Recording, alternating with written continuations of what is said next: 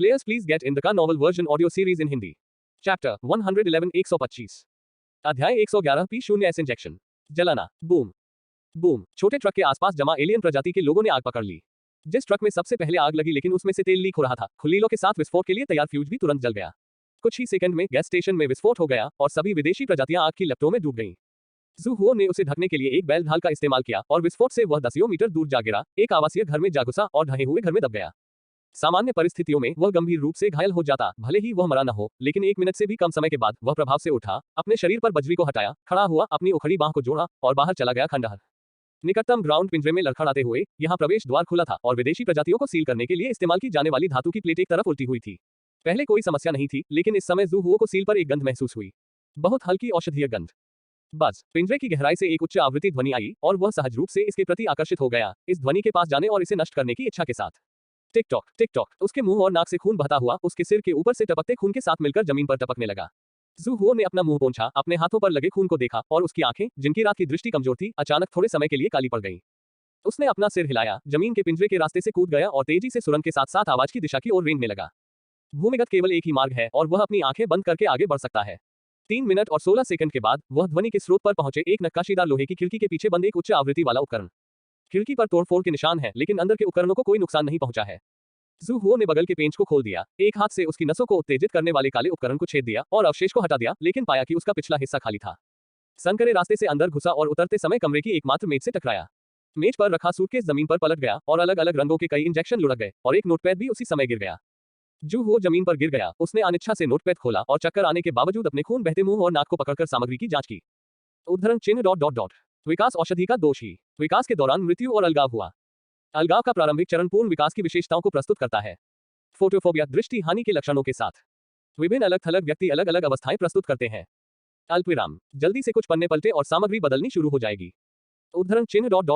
Doctor वू P0S injection, हल्का नीला, perfect evolution agent.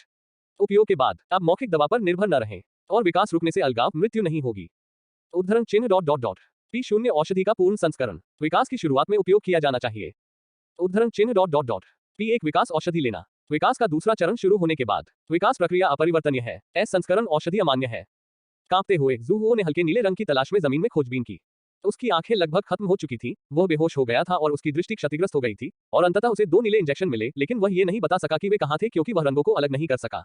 एक है सही P0S इंजेक्शन. खांसी. उसने मुंह से खून थूका और वह अचानक जमीन पर गिर गया. उसके हाथ और पैर अनियंत्रित रूप से कांपने लगे. आउच. खून के छींटों से मुंह बंद हो गया और खून की तेज गंध ने सभी इंद्रियों और इंद्रियों को पनगु बना दिया. यह महसूस करते हुए कि मानव अंग दूर जा रहा है, जू हुओ ने 2 इंजेक्शन उठाए और उन सभी को अपनी बाहों में दबा लिया. अंधेरे भूमिगत मार्ग में सुई की एक खाली ट्यूब जमीन पर गिर गई और उसके बगल में लेटा व्यक्ति दर्द से कराहता रहा. मुड़ा हुआ शरीर हिंसक रूप से हिल रहा था, जमीन पर बहुत अधिक खून थूक रहा था, अंगों पर रक्त वाहिकाएं बार-बार नाड़ी कर रही थी. एक युवा सांप की तरह ड्रिल किया गया, शरीर के साथ हृदय और मस्तिष्क तक दौड़ा और फिर छिद्रों और नाक और मुंह से बाहर बह निकला. अंदर की आवाज ने मार्ग के प्रवेश द्वार के बाहर अन्य 2 विदेशी प्रजातियों को चिंतित कर दिया.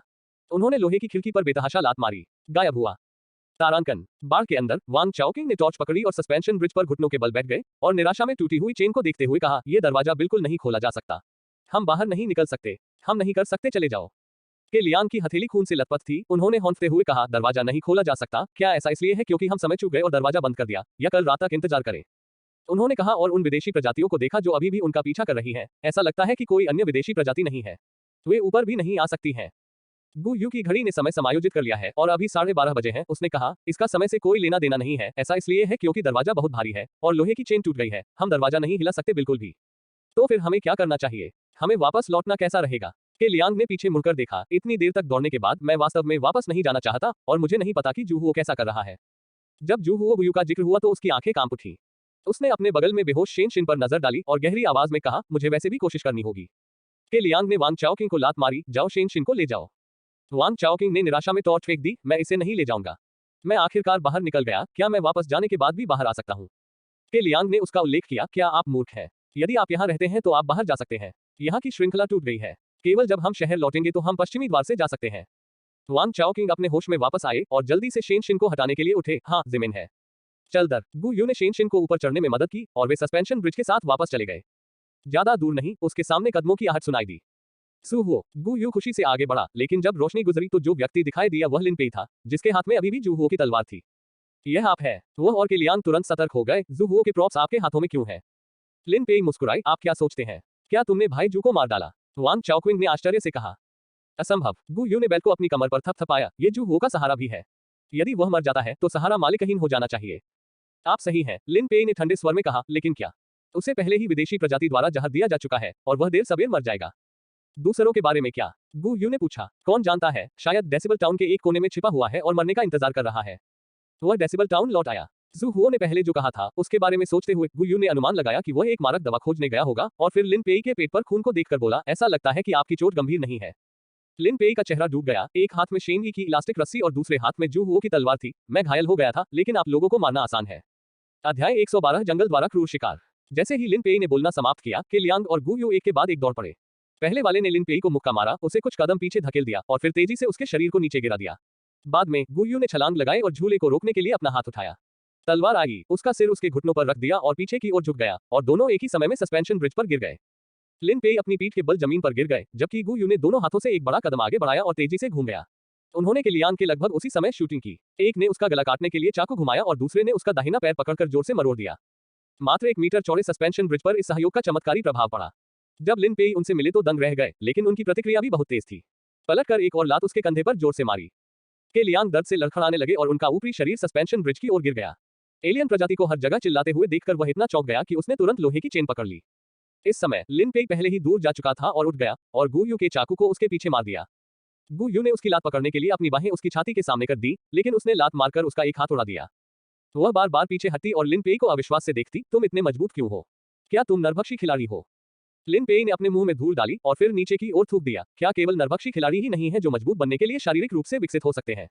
क्या आप विकास दर नहीं जानते? मेरी विकास दर 26% तक पहुंच गई है और एक औषधि की कुछ और बोतलें मुझे मजबूत बनाएंगी।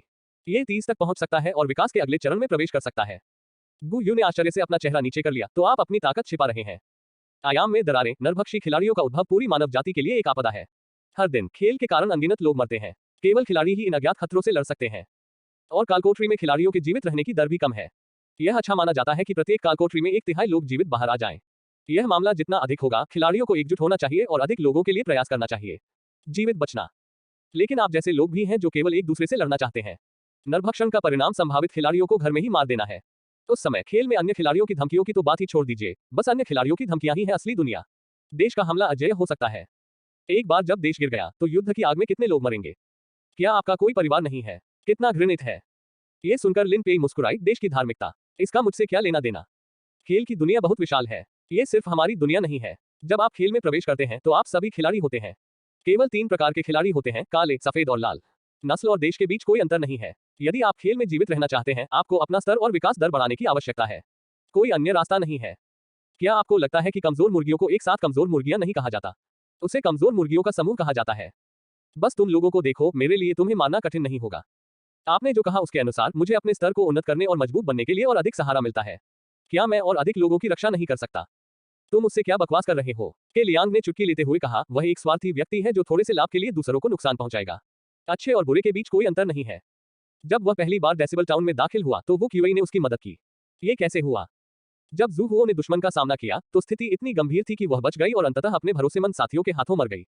एक उड़ता हुआ तीर के लियांग की जांघ में घुस गया और वह चीखते हुए घुटनों के बल गिर पड़ा। के लियांग, गु यू ने कहा और आगे बढ़ने ही वाला था कि लिन पेई ने उसके हाथ में इलास्टिक वाली रस्सी फेंक दी। वह तेजी से पीछे हटी, लेकिन उसके पैर फंसे हुए थे, मानो कोई चिपचिपी रस्सी उसे जमीन पर खींच रही हो। लिन पेई अचानक तेज हो गई, उसके सामने दौड़ी और उसके पेट पर जोर से लात मारी।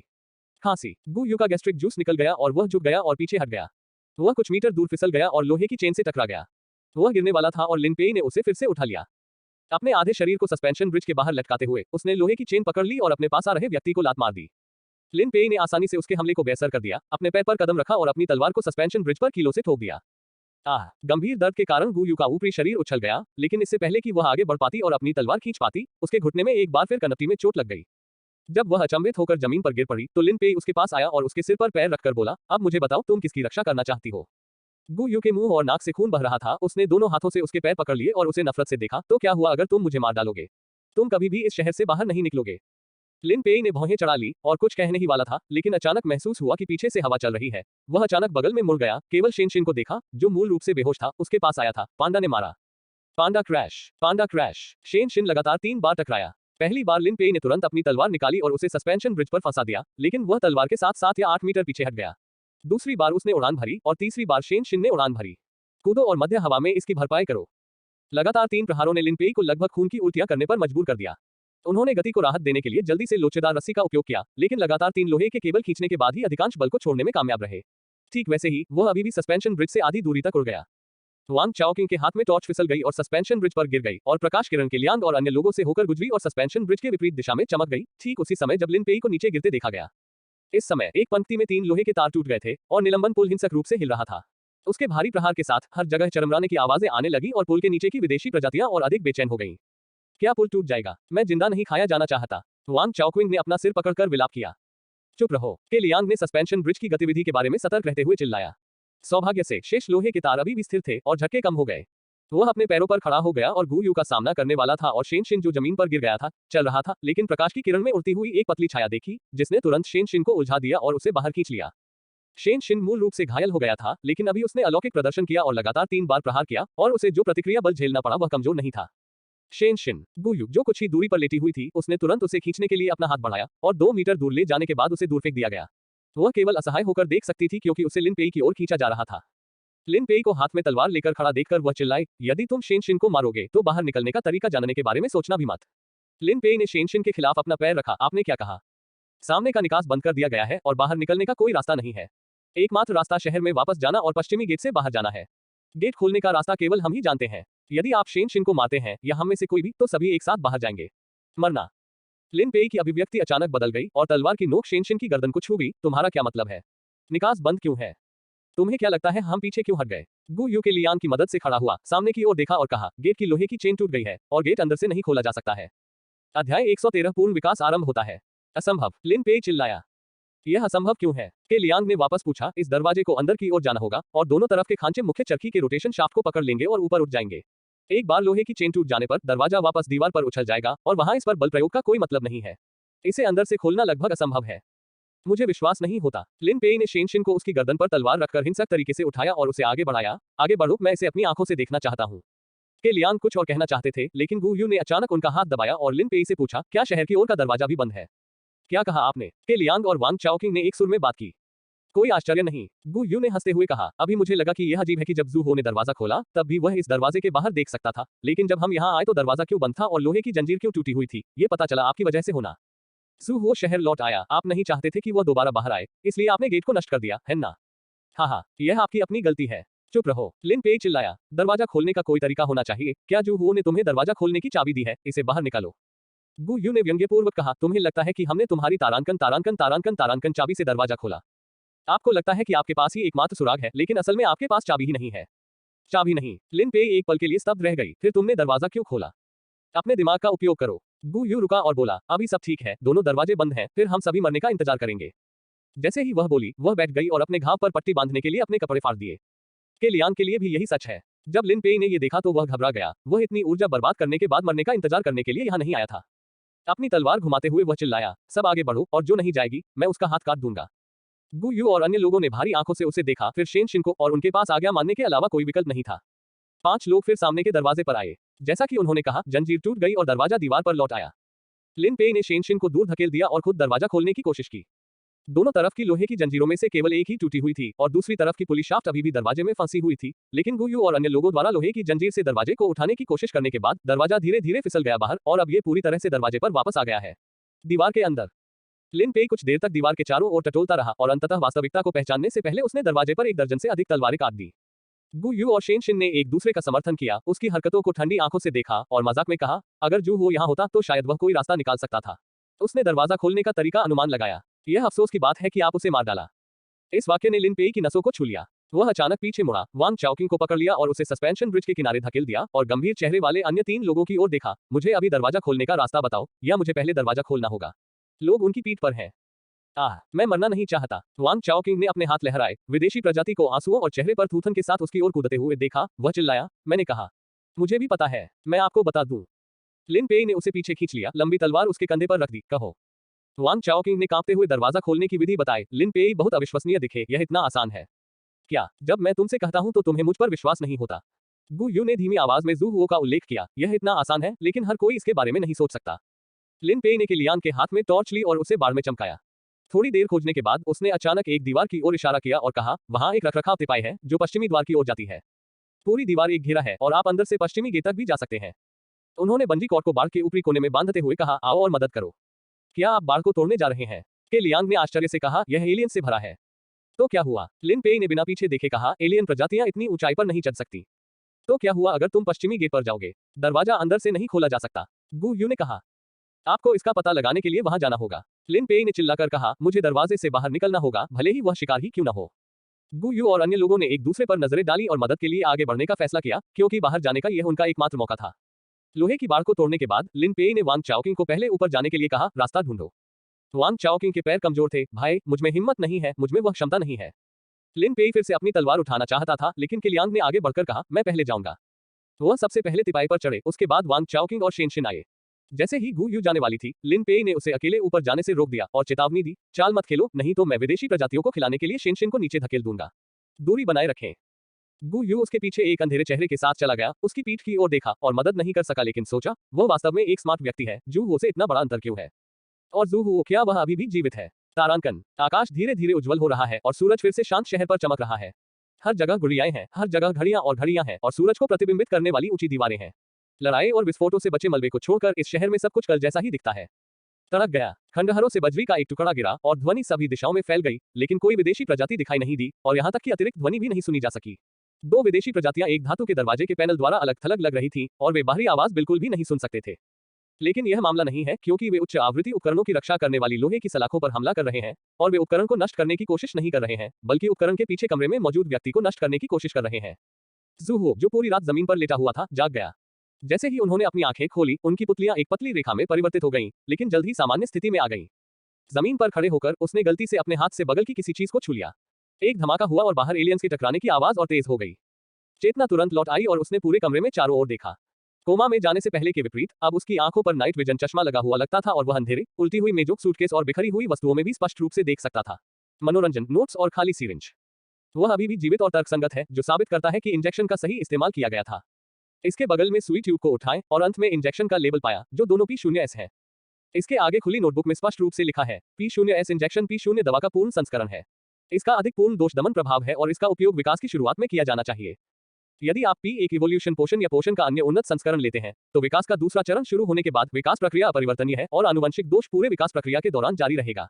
एस संस्करण पोषण को निलंबित या प्रतिस्थापित किया जा सकता है, अलगाव, मृत्यु आदि को रोकने के लिए एस संस्करण औषधि पूरी तरह से अप्रभावी होगी। P1 औषधि का उपयोग करने से पहले विकासवादी औषधि पर कम निर्भर थे। इस समय एस संस्करण औषधि का उपयोग दोष विकास प्रक्रिया को बाधित कर सकता है और पूर्ण और सही विकास शुरू कर सकता है। संपूर्ण विकास को रेखांकित किया गया है। ऐसा लगता है कि मैं भाग्यशाली हूँ। औषधि के एस संस्करण ने अलगाव की प्रक्रिया को बाधित कर दिया और उसे सफलतापूर्वक एक पूर्ण विकास में बदल दिया। जू हो ने धीरे से हंसते हुए जमीन पर पड़ी चीजें उठाई और सूटकेस में रख दी। जैसे ही उसने सूटकेस को छुआ, गेम इंटरफेस पॉप अप हो गया। खिलाड़ी ए को बधाई, जिसे एक अज्ञात वस्तु मिली। अध्याय 114 डॉक्टर वू का एस संस्करण विकास एजेंट। कंजूस सूटकेस एक विशिष्ट सूटकेस के रूप में इसमें केवल वही चीजें रखी जा सकती हैं जिन्हें वह पैक करना पसंद करता है, जैसे छोटी और प्यारी वस्तुएं या ज्ञान से भरी वस्तुएं। हालांकि इसे समग्र रूप से इन्वेंट्री में शामिल किया जा सकता है और कोई भी इसे खोलने से पहले सूटकेस की सामग्री का पता नहीं लगा सकता है। यह एक लॉक बॉक्स निकला। जू हो विचारशील था। गेम में खिलाड़ियों को दी गई इवोल्यूशन पोषण एक दोषपूर्ण पोषण थी, जिसमें नोटबुक में बड़ी खामियां लिखी हुई थी। वास्तविक तैयार औषधि लोकप्रिय नहीं थी। मास्टर निसाई की तरह वह नहीं चाहते कि खेल सहित रहस्य किसी को पता चले। ये लॉक बॉक्स काम आता है। हाथ में सूटकेस लेकर सुरंग से बाहर निकलते ही जैसे ही वह सूरज के संपर्क में आया, उसके सामने जो दिखाई दिया वह बिल्कुल अलग दुनिया लग रही थी। यह विकास केवल शारीरिक फिटनेस के विकास के बारे में नहीं है। आंखों की रात्रि दृष्टि क्षमता के अलावा सुनने और समझने की क्षमता में कुछ सूक्ष्म परिवर्तन भी स्पष्ट होते हैं। यदि पहले बाहर की हर चीज का बोध कच्चा था, तो अब ऐसा लगता है कि खुरदुरी पत्तियों को शिराओं की बनावट में समेट दिया गया है और सभी छोटे अस्तित्वों को बड़ा कर दिया गया है। उदाहरण के लिए, सुरंग में अभी जब विदेशी प्रजाति ने लोहे की खिड़की को पटक दिया, तो वह छोटी सी आवाज के माध्यम से सुन सकता था कि लोहे की खिड़की के पेंच धीरे धीरे गिर रहे थे और पत्थर के टुकड़े जमीन पर गिर रहे थे और प्रभाव की आवाज थी वापस खिलाया, जिससे उसे उस सुरंग का अनुमान लगाने की अनुमति मिली जहां विदेशी प्रजातियां अधिक निकटता से स्थित थीं। आप उस दिशा को भी सुन सकते हैं जिसमें ध्वनि मूर्ति है, ताकि सुरंग की दिशा और शाखा का अंदाजा लगाया जा सके। लेकिन अब बाहर खड़े होकर घास और पेड़ों की गति, घड़ी की धीमी यांत्रिक ध्वनि जो पहले पूरी तरह से अश्रव्य थी, हवा में तैरती धूल की कमजोरी और घनत्व, इमारत की ऊंचाई से अनुरूपित 3D अंतरिक्ष संरचना और वायु प्रवाह का घूर्णन, धारणा दुनिया को बदल देती है। अधिक विवरण और विवरणों का संयोजन दुनिया को और अधिक संपूर्ण बनाता है, जैसे कि सूक्ष्म जगत से स्थूल जगत तक की प्रक्रिया को पूरा करना और स्थूल जगत से वापस सूक्ष्म जगत तक की प्रक्रिया को पूरा करना। जू हो को भी इस भावना का अनुभव हुआ जब उसे कल ही जहर दे दिया गया। उसे पास ही एक कमरा मिला, उसने अपनी नोटबुक निकाली और उसे ध्यान से पढ़ा। नोटबुक निस्संदेह मास्टर निसाई की है, कुछ सामग्रियों को छोड़कर उनकी कुछ डायरियां भी हैं। पहले भाग का अधिकांश भाग अलगाव के बाद की विभिन्न विशेषताओं के बारे में है। फोटोफोबिया और नेत्र विकृति के अलावा कई अभिव्यक्तियां हैं। उदाहरण के लिए कुछ एलियंस प्रकाश के प्रति बहुत संवेदनशील होते हैं और प्रकाश स्रोत की कमी होने पर वे सो जाते हैं। ताकत बहुत मजबूत हो जाएगी, लेकिन कुछ के अंग भी खराब हो जाएंगे और अंततः भूख से मर जाएंगे। संक्षेप में, विषम प्रजातियों की विशेषताएं विविध होती हैं और निश्चित नहीं होती हैं। कुछ पहलुओं में उनका विकास विकासवादियों से कहीं अधिक है और वे पूर्ण विकास के स्तर तक पहुंच सकते हैं, लेकिन साथ ही उनकी क्षमताओं के अन्य हिस्से खराब हो जाएंगे और उनमें एक सामान्य विशेषता भी है, वह है बुद्धि खराब होना, बहाल होना, पाशविकता। मास्टर निसाई द्वारा प्राप्त जानकारी के अनुसार ऐसा इसलिए है क्योंकि विकास औषधि में अवरोधक सही नहीं है। विकास के लिए आवश्यक ऊर्जा पशु प्रवृत्ति को बढ़ाएगी और विकास औषधि की पहली पीढ़ी और उन्नति संस्करण और इस संस्करण विकास की भावना इस वृत्ति को नियंत्रित नहीं कर सकती। विकास स्वयं भी वृत्ति का उत्प्रेरक है। इसका अजय परिणाम यह है कि पशु स्वभाव मानव स्वभाव पर हावी हो जाता है और लोग अत्यधिक बुद्धिमान प्राणी से जानवर बन जाते हैं। इसकी तुलना में अंगों या कुछ कार्यों के अन्य पतन का उल्लेख करना उचित नहीं है। हालांकि यदि आप नियमित रूप से दवा लेना जारी रखते हैं तो अधिकांश लोगों को बूढ़े होने से पहले अलगाव या बीमारी का अनुभव नहीं होगा, लेकिन कुछ विकासवादियों को व्यक्तिगत उत्परिवर्तन का अनुभव होगा। ये मामला है मास्टर निसाई की पोती का। इस समय केवल एक चीज जो की जा सकती है वह है अंतिम परिणाम की प्रतीक्षा करना। प्रक्रिया में देरी करने के लिए मारक औषधि का उपयोग करना चाल है। जू हुओ ने सूटकेस में बचे कुछ इंजेक्शनों को देखा। उसके द्वारा उपयोग किए गए 2 नीले एस इंजेक्शनों के अलावा 2 हरे P0T इंजेक्शन भी थे, वही जो उसे घड़ी और घड़ी प्रश्नोत्तरी में मिले थे, और 2 हल्के नीले इंजेक्शन भी थे। इंजेक्शन का हरा PA के संस्करण और 3 एंटीडोट्स। इंजेक्शन लगाकर वह पीछे देखता रहा। अगला कदम वह है जिसकी वह सबसे अधिक परवाह करता है। लेकिन इसे पढ़ने के बाद उन्हें थोड़ा निराशा महसूस हुई, क्योंकि मास्टर निसाई द्वारा पाया गया औषधि का एस संस्करण कोई विकासवादी औषधि नहीं है जिसे विकसित और जारी किया गया है, बल्कि एक शहरी किंवदंती है। यह पहली बार एक विकासवादी से खोजा गया था जिसने विकासवादी एजेंट का उपयोग बंद कर दिया था, लेकिन कोई लक्षण नहीं दिखा। बाद में इस विकासवादी को स्टार फार्मास्यूटिकल रिसर्च ग्रुप द्वारा ले जाया गया और उसका ठिकाना अज्ञात है, लेकिन समूह के भीतर खबरें लीक हुई जिसमें कहा गया कि यह विकासवादी था जिसने विकासवादी एजेंट के पूर्ण संस्करण की खोज की, यानी कि एस संस्करण विकासवादी एजेंट। इस विकासवादी एजेंट को खेल में किसी आधिकारिक या अनौपचारिक संगठन द्वारा विकसित नहीं किया गया था, बल्कि डॉक्टर वू नामक एक चिकित्सा वैज्ञानिक द्वारा विकसित किया गया था। उनकी पहचान की जानकारी और जीवन और मृत्यु एक रहस्य है, लेकिन कभी कभी कुछ स्थानों पर जहां पूर्ण विकासवादी एजेंट पाए जाते हैं उनके कुछ शब्द और रिकॉर्ड भी अलग अलग लोगों के हैं, उनमें से ज्यादातर मर चुके हैं। उद्धरण चिन्ह ... एवोल्यूशन एजेंट का एस संस्करण संयोग से गेम की कॉपी में दिखाई देगा। शायद डॉक्टर वो एक मेडिकल वैज्ञानिक भी हैं जो स्टार ग्रुप का विरोध करते हैं। उन्होंने एजेंट का पूरा संस्करण गेम में जारी किया, नहीं केवल विकासवादियों के लिए आशा का मार्ग छोड़ने के लिए। ये स्टार ग्रुप पर एक स्नाइपर हमला है। सही विकास एजेंट स्टार ग्रुप के एकाधिकार को तोड़ देगा। मास्टर निसाई इस डॉक्टर वो का बहुत सम्मान करते हैं, लेकिन इससे अधिक कोई जानकारी नहीं है, यहाँ तक कि PA के औषधि को खोजने का कोई सुराग भी नहीं है। जू हुओ ने मेज पर दस्तक दी, उसकी मानसिकता ठीक हो गई है। मास्टर निसाई का अनुमान है कि प्रत्येक चरण के लिए केवल एक ऐसी औषधि की आवश्यकता होती है, लेकिन 3 महीने के अंतराल पर विकास प्रक्रिया को अनुकूलित करना सबसे अच्छा है। ये प्रक्रिया समय बढ़ाने के लिए व्यक्तिगत मतभेदों पर निर्भर करती है। उन्होंने पहले ही संपूर्ण विकास प्रक्रिया शुरू कर दी है, यहाँ तक कि अगर वह लंबे समय तक अगले चरण में प्रवेश नहीं करता है तो भी कोई सीक्वल नहीं होगा। सबसे बड़ी चिंता दूर हो गई। जब तक गेम में पोषण का एस संस्करण पाया जा सकता है कोई समस्या नहीं होगी। सूटकेस को सूची में रखने से पहले उसने अपनी व्यक्तिगत जानकारी फिर से जांची। पहली प्रति के बाद से उन्होंने कोई विकास औषधि नहीं ली है और विकास दर 10% पर रखी हुई है। कल 2 एस इंजेक्शन का उपयोग करने के बाद विकास दर 20% तक बढ़ गई। खेल द्वारा दी गई औषधि की तुलना में जब वह पहले परीक्षण के लिए ट्रेन से उतरा तो उसने P0 विकास औषधि की 2 बोतलें पी ली और विकास दर में केवल 1% की वृद्धि हुई।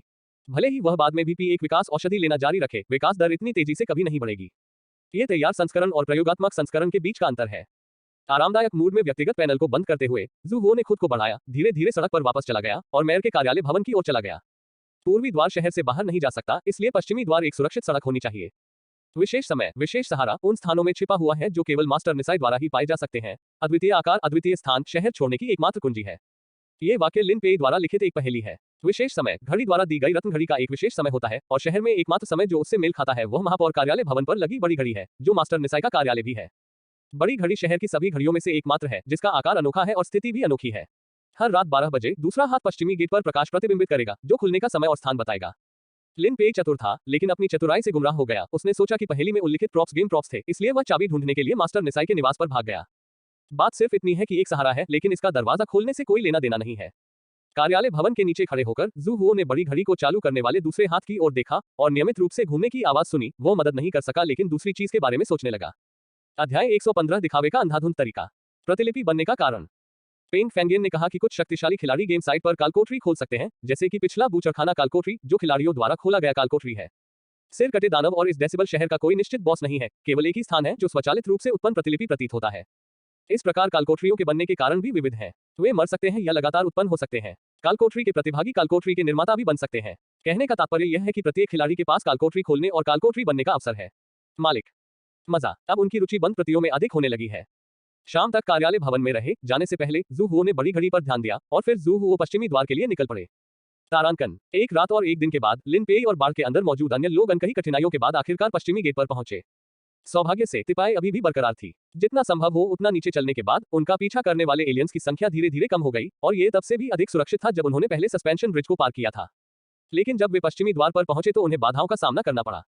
पूर्वी गेट से अलग इस बार यह बाढ़ नहीं थी जिसने पूरी सड़क को काट दिया, बल्कि कटी हुई धातु की प्लेटें, जिनमें से प्रत्येक को स्टील की कीलों से फ्रेम में कीलों से ठोक दिया गया था, जिससे आगे की सड़क पूरी तरह से अवरुद्ध हो गई।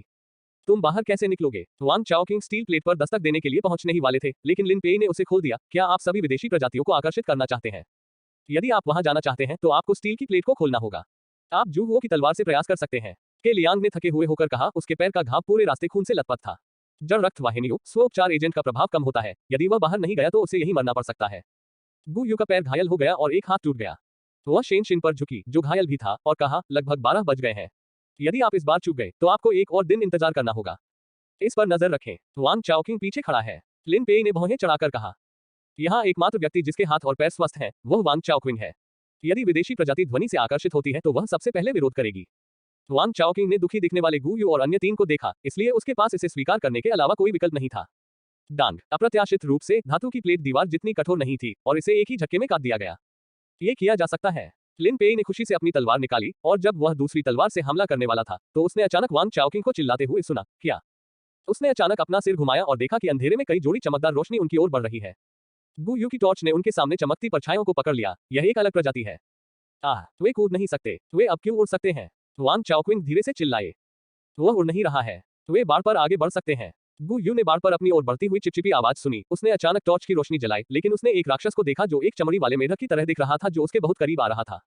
वह सदमे में 2 कदम पीछे हट गई, ये सोचकर कि वह बर्बाद हो गई है, लेकिन उसने यह उम्मीद नहीं की थी कि एलियन प्रजाति ने उसे पकड़ लिया और अंधेरे में गायब होने से पहले जैसे झुलस गई हो, वापस सिकुड़ गई। टॉर्च की रोशनी अभी भी बाढ़ पर चमक रही थी और दूर से गीले पैरों के निशान की एक श्रृंखला उनकी तरफ फैली हुई देखी जा सकती थी, लेकिन तरल पदार्थ पानी की तरह नीचे नहीं बह रहा था, बल्कि गोंद की तरह एक गेंद में जम गया था। उनके पास जालदार और चिपचिपे पंजे हैं जो उन्हें दीवारों पर चलने की अनुमति देते हैं। उन्हें रास्ते से दूर रखें। इससे पहले कि वह अपनी बात खत्म करती, उसे अपने आसपास के लोगों के रोने की आवाज सुनाई दी। उसने जल्दी से रोशनी घुमा दी, लेकिन उसने देखा कि एक अजीब प्रजाति शेन शिन की बाह को काट रही है। अपना चेहरा ढको और भाग जाओ। ये रोशनी से डरता है। गु यू ने जल्दी से टॉर्च को अपने सिर के ऊपर उठाया ताकि रोशनी उसके सिर के ऊपर से चमकने लगे। एक तरफ के लियांग और वांग चाओकिंग ने भी ऐसा ही किया और वे लिन पेई को पीछे रोकते हुए एक साथ भीड़ गए। फ्लोरोसेंट रोशनी के जोड़े अंधेरे में घूम रहे थे और गु यू को महसूस हो रहा था कि वे पागल होने की कगार पर थे, इसलिए वह चिल्लाने से खुद को नहीं रोक सका। लिन पेई, जल्दी करो। लिन पेई ने पहले ही धातु की प्लेट पर एक वर्क काट दिया था और एक किक के साथ यह तुरंत एक व्यक्ति के लिए चढ़ने का निकास बन गया। उसने इलास्टिक वाली रस्सी का एक सिरा तिपाई से बांधा और सबसे पहले बाहर कूद गया। जल्दी करो, जल्दी करो, वांग चाओकिंग ने किलियांग से आग्रह किया। दोनों आपस में भिड़ गए और यहाँ तक कि एक टॉर्च भी खो गई। थप्पड़ थप्पड़ थप्पड़, चिपे चिपे कदमों की आवाज फिर से तेजी से आई। वांग चाओकिंग ने किलियांग को दूर धकेल दिया, रस्सी पकड़ ली और नीचे फिसल गए। आपातकालीन स्थिति में किसी के पास उससे बहस करने की गुंजाइश नहीं थी। सौभाग्य से गु यू ने हमला कर रहे एलियंस को पीछे धकेलने के लिए किलियांग की तरफ रोशनी डाल दी और वह आसानी से बाहर निकलने में सक्षम हो गया। पास से गुजरने के बाद उसने रस्सी पकड़ ली और भागा नहीं। इसके बजाय उसने टॉर्च ली और सीधे बाहर निकलने पर रोशनी डाली। खुद नीचे जाने से पहले गु यू और शेन शिन के सुरक्षित उतरने का इंतजार किया। बैंग बैंग, 2 विदेशी प्रजातियां रोशनी से डरकर बाहर निकलने की हिम्मत नहीं कर रही थी और धातु की प्लेट को तोड़ रही थी जैसे कि वे बाहर निकल रही हो। अगर वे ऐसा करते हैं तो वे निश्चित रूप से अन्य विदेशी प्रजातियों को आकर्षित करेंगे। गु यू ने पीले चेहरे के साथ कहा। अभी 12 बजे हैं। के लियांग ने समय देखा। 12 बजे तक तो कोई फायदा नहीं। शेन शिन फुसफुसाए, हम दरवाजा नहीं खोल सकते। कई लोगों की नजर लिन पेई पर पड़ी जो पहले ही गेट पर कोशिश कर चुके थे। ऐसा लगता है कि दरवाजे और दीवार के बीच एक विभाजन रेखा है, लेकिन उस रेखा में शायद ही कोई अंतर महसूस होता है। दरवाजे को बिना किसी हलचल के बाहर की ओर धकेला जाता है, लेकिन इसे अंदर खींचने के लिए बल का कोई मतलब नहीं है। लिन पेई के तलवारबाज ने दोनों हाथों का इस्तेमाल किया, लेकिन वह दरवाजा अंदर नहीं ले सका। मैं इस तरह से नहीं चल सकता, उसने किलियांग और अन्य लोगों की ओर देखते हुए कहा। मैं एक विदेशी प्रजाति को पकड़ना चाहता हूँ। उस विदेशी प्रजाति के हाथों और पैरों में बलगम होता है, शायद आप इसे आजमा सकते हैं। गु यू ने अवचेतन रूप से सहमति व्यक्त की, लेकिन तुरंत समझ गया, आप चाहते हैं कि हम विदेशी प्रजाति को पकड़ें। लिन पेई की तलवार फिर से उन पर उठी, उनका रवैया स्पष्ट था। नहीं, ये बिल्कुल संभव नहीं है, हम विदेशी प्रजातियों को बिल्कुल भी नहीं हरा सकते। वांग चाओकिंग ने पीछे हटते हुए अपना सिर हिलाया। लिन पेई ने अपने जीवन या मृत्यु की परवाह नहीं की और परिसर में जाने वाला था जब अचानक एक अजीब प्रजाति ऊपर से गिर गई। दूसरे और तीसरे द्वारा अनुसरण किया गया। एलियन प्रजाति की उपस्थिति ने कई लोगों को भ्रमित कर दिया, लेकिन उन्होंने तब तक इंतजार किया जब तक कि उन्होंने एलियन प्रजाति की उपस्थिति को स्पष्ट रूप से नहीं देख लिया। तभी उन्हें एहसास हुआ कि यह खराब कूद क्षमता वाली एलियन प्रजाति थी जो पहले पूर्वी गेट पर दिखाई दी थी। अच्छा नहीं है। के लियांग ने धातु की प्लेट पर बाहर निकलने पर टॉर्च को वापस चमकाया, लेकिन पैरों के केवल 2 जोड़े देखे। हमें मूर्ख बनाया गया। उसने टॉर्च जमीन पर फेंकी और किरण में खड़ा हो गया। यहाँ आओ। गु यू और अन्य लोग जल्दी से वहां पहुंचे जहां रोशनी उन्हें ढूंढ सकती थी, लेकिन 2 फोटोफोबिक जेनोमोर्फ के अलावा 3 अन्य पतित जेनोमोर्फ थे। पतित विदेशी प्रजातियों के हमले से निपटने के दौरान उन्होंने 2 फोटोफोबिक विदेशी प्रजातियों पर ध्यान दिया, लेकिन पाया कि वे न केवल चट्टान पर चढ़ सकते थे, बल्कि उनमें कूदने की अद्भुत क्षमता भी थी, और वे चट्टान से गिरने से भी नहीं डरते थे। ऊंचे स्थान उनकी गति भी तेज है। हर बार जब गुयू और कुछ लोग गहरे अंधेरे में जाते हैं तो वे चुपचाप छिप जाते हैं। कई बार दोहराए जाने पर वे न केवल पतित प्रजातियों को मारने में विफल रहे, बल्कि उनके हाथों और पैरों पर घाव कर दिए। लिन पेई ने भी उन्हें लुभाने की कोशिश की, लेकिन उन्हें उम्मीद नहीं थी कि ये 2 विदेशी प्रजातियां इतनी स्मार्ट होंगी कि उन्हें बिल्कुल भी मूर्ख नहीं बनाया जाएगा। गुयू और अन्य को चारे के रूप में इस्तेमाल करते हुए वह चिंतित था कि वे विदेशी प्रजातियों से पहले मर जाएंगे, लेकिन उसके लिए अकेले शेष विदेशी प्रजातियों से निपटना मुश्किल होगा, और वह एक बार भी प्रकाश संवेदनशील विदेशी प्रजातियों को मारने के लिए निश्चित नहीं था। लेकिन अगर वह इसी तरह चलता रहा तो देर सवेर उसकी मृत्यु हो जाएगी। उसे अगले दिन तक इंतजार नहीं करना चाहिए। वह झिझक रहा था कि इसे आजमाना चाहिए या नहीं, तभी सामने का बंद दरवाजा अचानक अंदर की ओर चला गया, पुली शाफ्ट पर फंस गया और लोहे की चेन द्वारा खींच लिया गया। दरवाजा खुला। क्यों? कोई वहां से बाहर आया। वांग चाओकिंग, जो शहर की दिशा का सामना कर रहे थे, चिल्लाए। गुयू और अन्य लोगों ने अपना सिर घुमाया और चमकदार रोशनी के एक समूह को गेट से आगे बढ़ते देखा। जू हुओ, वास्तव में अंधे लोग। अध्याय 116। लिन पेई मर चुका है। जू हुओ अपने हाथ में एक कैंपिंग लैंप ले जा रहा था। उन्होंने इसे मेयर के कार्यालय भवन से पाया। वॉट क्षमता बहुत अधिक थी, इसलिए उसने इसे सामने खड़ा करने के लिए पोछे की छड़ी का उपयोग किया। प्रकाश 10 मीटर से अधिक दूर तक विकीर्ण हो सकता है, इसलिए उसने सबसे पहले गुयू और अन्य को देखा, साथ ही 2 विदेशी प्रजातियों को भी देखा जो प्रकाश से प्रकाशित होते ही पीछे हट गईं। यहां तक कि अंधेरे में भी उसकी आंखों की रोशनी पर कोई असर नहीं पड़ता, इसलिए वह 2 एलियन प्रजातियों की शक्ल साफ देख सकता है। वे पिछली विदेशी प्रजातियों से भिन्न हैं। उनके अंग मजबूत और लंबे होते हैं और उंगलियों और पैर की उंगलियों के बीच एक पतली फिल्म होती है।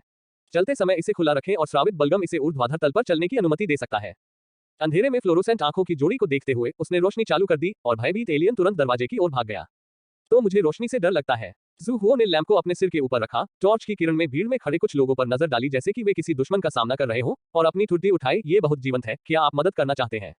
जू हुओ, तुम अभी भी जीवित हो। जब गुयू और अन्य लोगों ने उसे स्पष्ट रूप से देखा तो खुशी से रोने लगे। वास्तव में आपको जहर से छुटकारा मिल गया। लिन पेई के चेहरे का सदमा अभी तक कम नहीं हुआ है।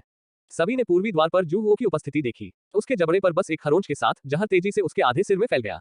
हालांकि अब न केवल वह डिटॉक्सिफाई हो चुके हैं, बल्कि उनकी स्थिति भी पहले से अलग है। जू हुओ ने 2 विदेशी प्रजातियों को लात मारी जो एक एक करके उसकी ओर बढ़ रही थी, और शांति से आगे बढ़ी। भाग्यशाली, मुझे वास्तव में शहर में मारक मिला। ये सिर्फ एक मारक नहीं है। लिन पेई ने देखा कि धातु की प्लेट से टकराने वाली 2 विदेशी प्रजातियां अपनी सांसें खोने से पहले केवल एक पल के लिए हिली। वह अनियंत्रित रूप से सांस लेने के लिए रुका और फिर बोला, ऐसा लगता है कि आपके पास अन्य साहसिक कार्य है। जू हुओ ने अपने हाथ में तलवार को देखा। सामान मुझे वापस कर देना चाहिए। आओ और ले जाओ अगर तुम कर सकते हो। लिन पेई ने इलास्टिक वाली रस्सी को बाहर फेंक दिया और आदमी उसके पीछे चला गया। धातु की प्लेट पर कदम रखा और तिरछे काट दिया। जू हुओ, सावधान रहें। उसकी विकास दर 26% तक पहुंच गई है। लोचेदार रस्सी से तारांकन तारांकन तारांकन तारांकन मत बनो। गुयू घबराकर चिल्लाया। उसे डर था कि जू हुओ, जिसने अपने हमलावर प्रॉप्स को खो दिया था, लिन पेई का प्रतिद्वंद्वी नहीं होगा। उसने अपनी तलवार खींच ली और बिना किसी हिचकिचाहट के हमला कर दिया। ऊपर जाना। 26% की विकास दर पानी के साथ मिश्रित नहीं है, और गुयू और अन्य की विकास दर 1 दर्जन से अधिक है, लेकिन वे लिन पेई को नहीं हरा सकते हैं। जू हुओ को तो छोड़ ही दें, जिनकी विकास दर केवल 10% है। अकेले लड़ना काफी नहीं है, वे हाथ मिला सकते हैं। हम भी मदद के लिए यहाँ हैं। शेन शिन ने अपने दांत पीस लिए और खड़ा हो गया और केलियांग और वांग चाओकिंग से उसे बाहर फेंकने के लिए कहा, मैं उसे फिर से मार सकता हूँ। ये समय सर्वोत्तम समय है। वैसे भी लिन पेई भी घायल हो गए थे। अगर उसे एक और गंभीर चोट लगी तो जू हुओ के पास उसे मारने का मौका होगा। और लिन पेई का भी यही विचार था। वह लड़ाई की स्थिति में प्रवेश करने से पहले जू हुओ से निपटना चाहता था। गुयू के 4 लोग निकट या दूर से समर्थन देने की तैयारी कर रहे थे, और लिन पेई के लोग सामने से हमले का नाटक कर रहे थे। दरअसल वे छुपकर हमला करने के लिए उड़ते हुए तीरों का इस्तेमाल करने की तैयारी कर रहे थे। दोनों पक्षों ने पहले टकराव को सफलता या विफलता की कुंजी माना। गेन असामान्य रूप से शांत लग रहा था। अपनी वर्तमान धारणा क्षमता के साथ वह स्पष्ट रूप से भविष्यवाणी कर सकता है कि गुयू और अन्य की गति अपनी पूरी ताकत के साथ भी लिन पेई के साथ नहीं रह पाएगी। सूक्ष्म जगत में विकास दर में 10 अंकों का अंतर विशेष रूप से स्पष्ट हो जाता है। वे अभी भी कुछ मीटर की दूरी पर हैं, जबकि लिन पेई का उड़ता हुआ तीर पहले से ही उससे 1 मीटर से भी कम दूरी पर था। सोचिए, मैं दूसरी बार मूर्ख बनूंगा। जू हुओ ने अपने शरीर को झुकाया, अपने कान के पास से गुजरे तीर को पकड़ने के लिए अपना बायां हाथ बढ़ाया, और साथ ही दूसरे हाथ से इलास्टिक वाली रस्सी को पकड़ लिया और उसे पीछे की ओर झटका दिया। लिन पेई, जो उसकी ओर दौड़ रहा था, जब उसने ये देखा तो चौंक गया, लेकिन पीछे हटने में बहुत देर हो चुकी थी। उसे बलपूर्वक फाड़ दिया गया और जू हुओ के घुटने पर सीधा प्रहार किया गया। जब वह पीछे की ओर उड़ गया तो उसकी छाती पर फिर से लात मारी गई। कुछ मीटर दूर धातु की प्लेट से टकराए। एक धमाके के साथ लिन पेई को खून की उल्टी हुई और वह जमीन पर घुटनों के बल बैठ गया। अपनी आंख के कोने से उसने उस विदेशी प्रजाति पर नजर डाली जिसकी छाती की हड्डी लात मारकर मर गई थी, और उसकी पुतलियां कांपने लगी। यदि उसने तुरंत प्रतिक्रिया नहीं की होती और अपने हाथ से प्रभाव को नहीं रोका होता, तो उसका भाग्य उस विदेशी प्रजाति से बहुत बेहतर नहीं होता। और उसका बायां हाथ टूट गया। उसका दाहिना हाथ इतना कांप गया कि वह मुश्किल से तलवार पकड़ सका, और उड़ता हुआ तीर, एकमात्र प्रमुख सहारा, जू हुओ के हाथों में गिर गया। गेट की ओर देखते हुए उसने लंबी तलवार को पटक दिया। पास में मौजूद गुयू लोचेदार रस्सी खो गया, घूम गया और भाग गया। वह भागना चाहता है। गुयू ने अपनी तलवार बचाई और उसका पीछा किया। मैं दौड़ नहीं सकता। जू हुओ ने तलवार पकड़ी, अपना सिर घुमाया और कैंपिंग लाइट को वापस घुमाया और गेट वापस अंधेरे में था और कोने में छिपी 2 विदेशी प्रजातियां लिन पेई की ओर दौड़ी। लिन पेई ने एक को लात मारी लेकिन दूसरे को रोकने में असफल रहा और उसे जमीन पर धकेल दिया गया और उसका कान काट लिया गया। उसने उठने के लिए संघर्ष किया और अपने शरीर पर विदेशी प्रजातियों को फाड़ते हुए उज्जवल स्थान की ओर बढ़ गया, लेकिन वांग चाओकिंग ने टॉर्च उठाए और जू हुओ की ओर भागा। कई लोग कैंपिंग लाइट के पीछे खड़े होकर उसे ठंड से काटते हुए देख रहे थे, यह महसूस करते हुए कि इन लोगों के लिए उसे बचाना असंभव था। लिन पेई पीछे मुड़ा और दरवाजे की ओर चला गया। 2 विदेशी प्रजातियां पूरी तरह से उसके शरीर पर लटकी हुई थीं और फाड़ने और चबाने की आवाज उसके कानों में गूंज रही थी, लेकिन उसे अभी भी उम्मीद थी। जब तक वह दरवाजे से बाहर चला जाता, वह आप कॉपी से बाहर निकल सकता था। जू हुओ ने कुछ कदम आगे बढ़ाए, तलवार की मूठ पर मानिक चमकीला लाल चमक रहा था और तलवार की ऊर्जा ने उसके शरीर को हवा के माध्यम से काट दिया। छाया में आकृति 2 टुकड़ों में गिर गई और 2 विदेशी जातियों द्वारा उसे खींच लिया गया। एक काले खिलाड़ी को मारने के लिए खिलाड़ी पासरबी को बधाई, कृपया खिलाड़ी के अवशेष स्वीकार करें। गेम प्रॉम्प्ट प्राप्त करते हुए जू हुओ ने यह कहने से पहले पुष्टि की कि लिन पेई मर चुके थे, कॉपी खत्म हो गई है। उन 2 विदेशी प्रजातियों के बारे में चिंता मत करो। गु यू ने कोने की ओर इशारा किया। वे प्रकाश से डरते हैं, इसलिए ऊर्जा बर्बाद करने की कोई आवश्यकता नहीं है। जू हुओ ने वांग चाओकिंग को लैंप उठाने के लिए कहा और जैसे ही रोशनी चमकी, 2 विदेशी प्रजातियां जो खा रही थीं, जल्दी से धातु की प्लेट के छेद में वापस घुस गईं। तुम ठीक हो? गु यू ने खरोंचों से भरी अपनी बांह की ओर देखा। हम सभी को विदेशी प्रजातियों ने खरोंच दिया था और काट लिया था, हमें वापस जाना होगा और मारक दवा ढूंढनी होगी। उसने अपनी कमर पर बंदी बेल्ट खोली और उसे लौटाते हुए कहा, तुम पहले जाओ, अगर बाद में दरवाजा बंद हुआ तो बुरा होगा। शहर में कोई खतरा नहीं है और हम में से कुछ लोग ऐसा कर सकते हैं। क्या आप ये कर सकते हैं? जू हुओ वापस चला गया। उसने पहले भी उनके शरीर पर घाव देखे थे, हालांकि वे थोड़े काले और नीले थे। स्थिति पहले जितनी गंभीर नहीं थी। अलगाव के तुरंत कोई संकेत नहीं थे और उनमें से अधिकांश को पहले परीक्षण में ट्रेन में एलियंस द्वारा खरोंच दिया गया था। प्रोफेसर हान की तरह फुंसी और कमजोरी होगी। इसके अलावा उनके शरीर पर अलग अलग डिग्री के घाव थे जो सभी अर्धविकलांग अवस्था में थे, लेकिन वांग चाओकिंग लगभग बरकरार थे। यदि आप यह नहीं कर सकते तो आपको ये करना होगा। गु यू ने अपने कंधे झुकते हुए व्यंग्यपूर्ण मुस्कान के साथ कहा, यह वास्तव में दुर्भाग्यपूर्ण है, मैं इतनी आसानी से बच गया, मैंने बाहर जाकर मौत का इंतजार करने की उम्मीद नहीं की थी। तो क्या हुआ अगर तुम बच गए? शेन जिन ने ऊपर के छेद को देखा और शांति से कहा, अगली कालकोठरी देर सबेर मर जाएगी। गु यू ने उसे गले लगाया, जीना सबसे महत्वपूर्ण चीज है। शेन शिन ने अपना सिर हिलाया, अगर मैंने अपने भाई को नीचे नहीं खींचा होता तो शायद वह नहीं मरता, वह वही है जिसे जीवित होना चाहिए। क्योंकि वह घायल थी, शेन की पहली बार में सस्पेंशन ब्रिज पर चढ़ने में असमर्थ थी और बिना तैयारी के लिन पेई ने उसे मार डाला और वह शव को बाहर भी नहीं ला सका। वांग चाओकिंग को छोड़कर कई लोग थोड़े हताश लग रहे थे। जू ने सूटकेस में से इंजेक्शन निकाला और शेन शिन से कहा, चूंकि तुम्हें जीवित रहने की कोई इच्छा नहीं है, आइए कोशिश करें कि क्या ये मारक उपयोगी है। अध्याय 117 प्रतिलिपि से अलग होना। तुम्हारे पास एक और मारक औषधि है, गु यू ने प्रसन्नतापूर्वक कहा। मुझे भाग्य से केवल 3 ही मिले, जू हुओ ने थोड़े गहरे अर्थ के साथ कहा, बस आप तीनों को बचाने के लिए पर्याप्त है। बोलने के बाद उन्होंने शेन शिन से फिर पूछा, क्या आप कोशिश करना चाहते हैं? शेन शिन ने कुछ देर तक उसे घूर कर देखा, अपने कांपते होठों को भींच लिया और अवाक रह गया। गु यू लंगड़ाते हुए उसके पीछे गया और उसे आगे बढ़ाया, तुम्हारे भाई ने तुम्हें बचाने की पूरी कोशिश की, क्या वह नहीं चाहता था कि तुम जीवित रहो? अब जब तुम्हारे पास जीवित बाहर निकलने का मौका है तो संकोच क्यों करें? यदि आप इस कालकोठरी में मर जाते हैं तो क्या यह आपके भाई के जीवन की बर्बादी नहीं होगी? आपकी बातें अच्छी हैं, कोई नहीं जानता कि अगली प्रति मर जाएगी या नहीं, लेकिन कम से कम आप यहाँ नहीं मर सकते। लेकिन बाढ़ के अंदर सुरक्षित नहीं है, चलो पहले बाहर चले। शेन शिन, जिसे उसके द्वारा आगे बढ़ाया गया था, फूट फूट कर रोने लगा और अचानक आंसुओं के साथ अपना सिर घुमाया और एक दूसरे का समर्थन करते हुए बाहर चला गया। जब कुछ लोग बाढ़ से बाहर चले गए तो उन्हें एक सूचना मिली कि गेम ने कार्य पूरा कर लिया है।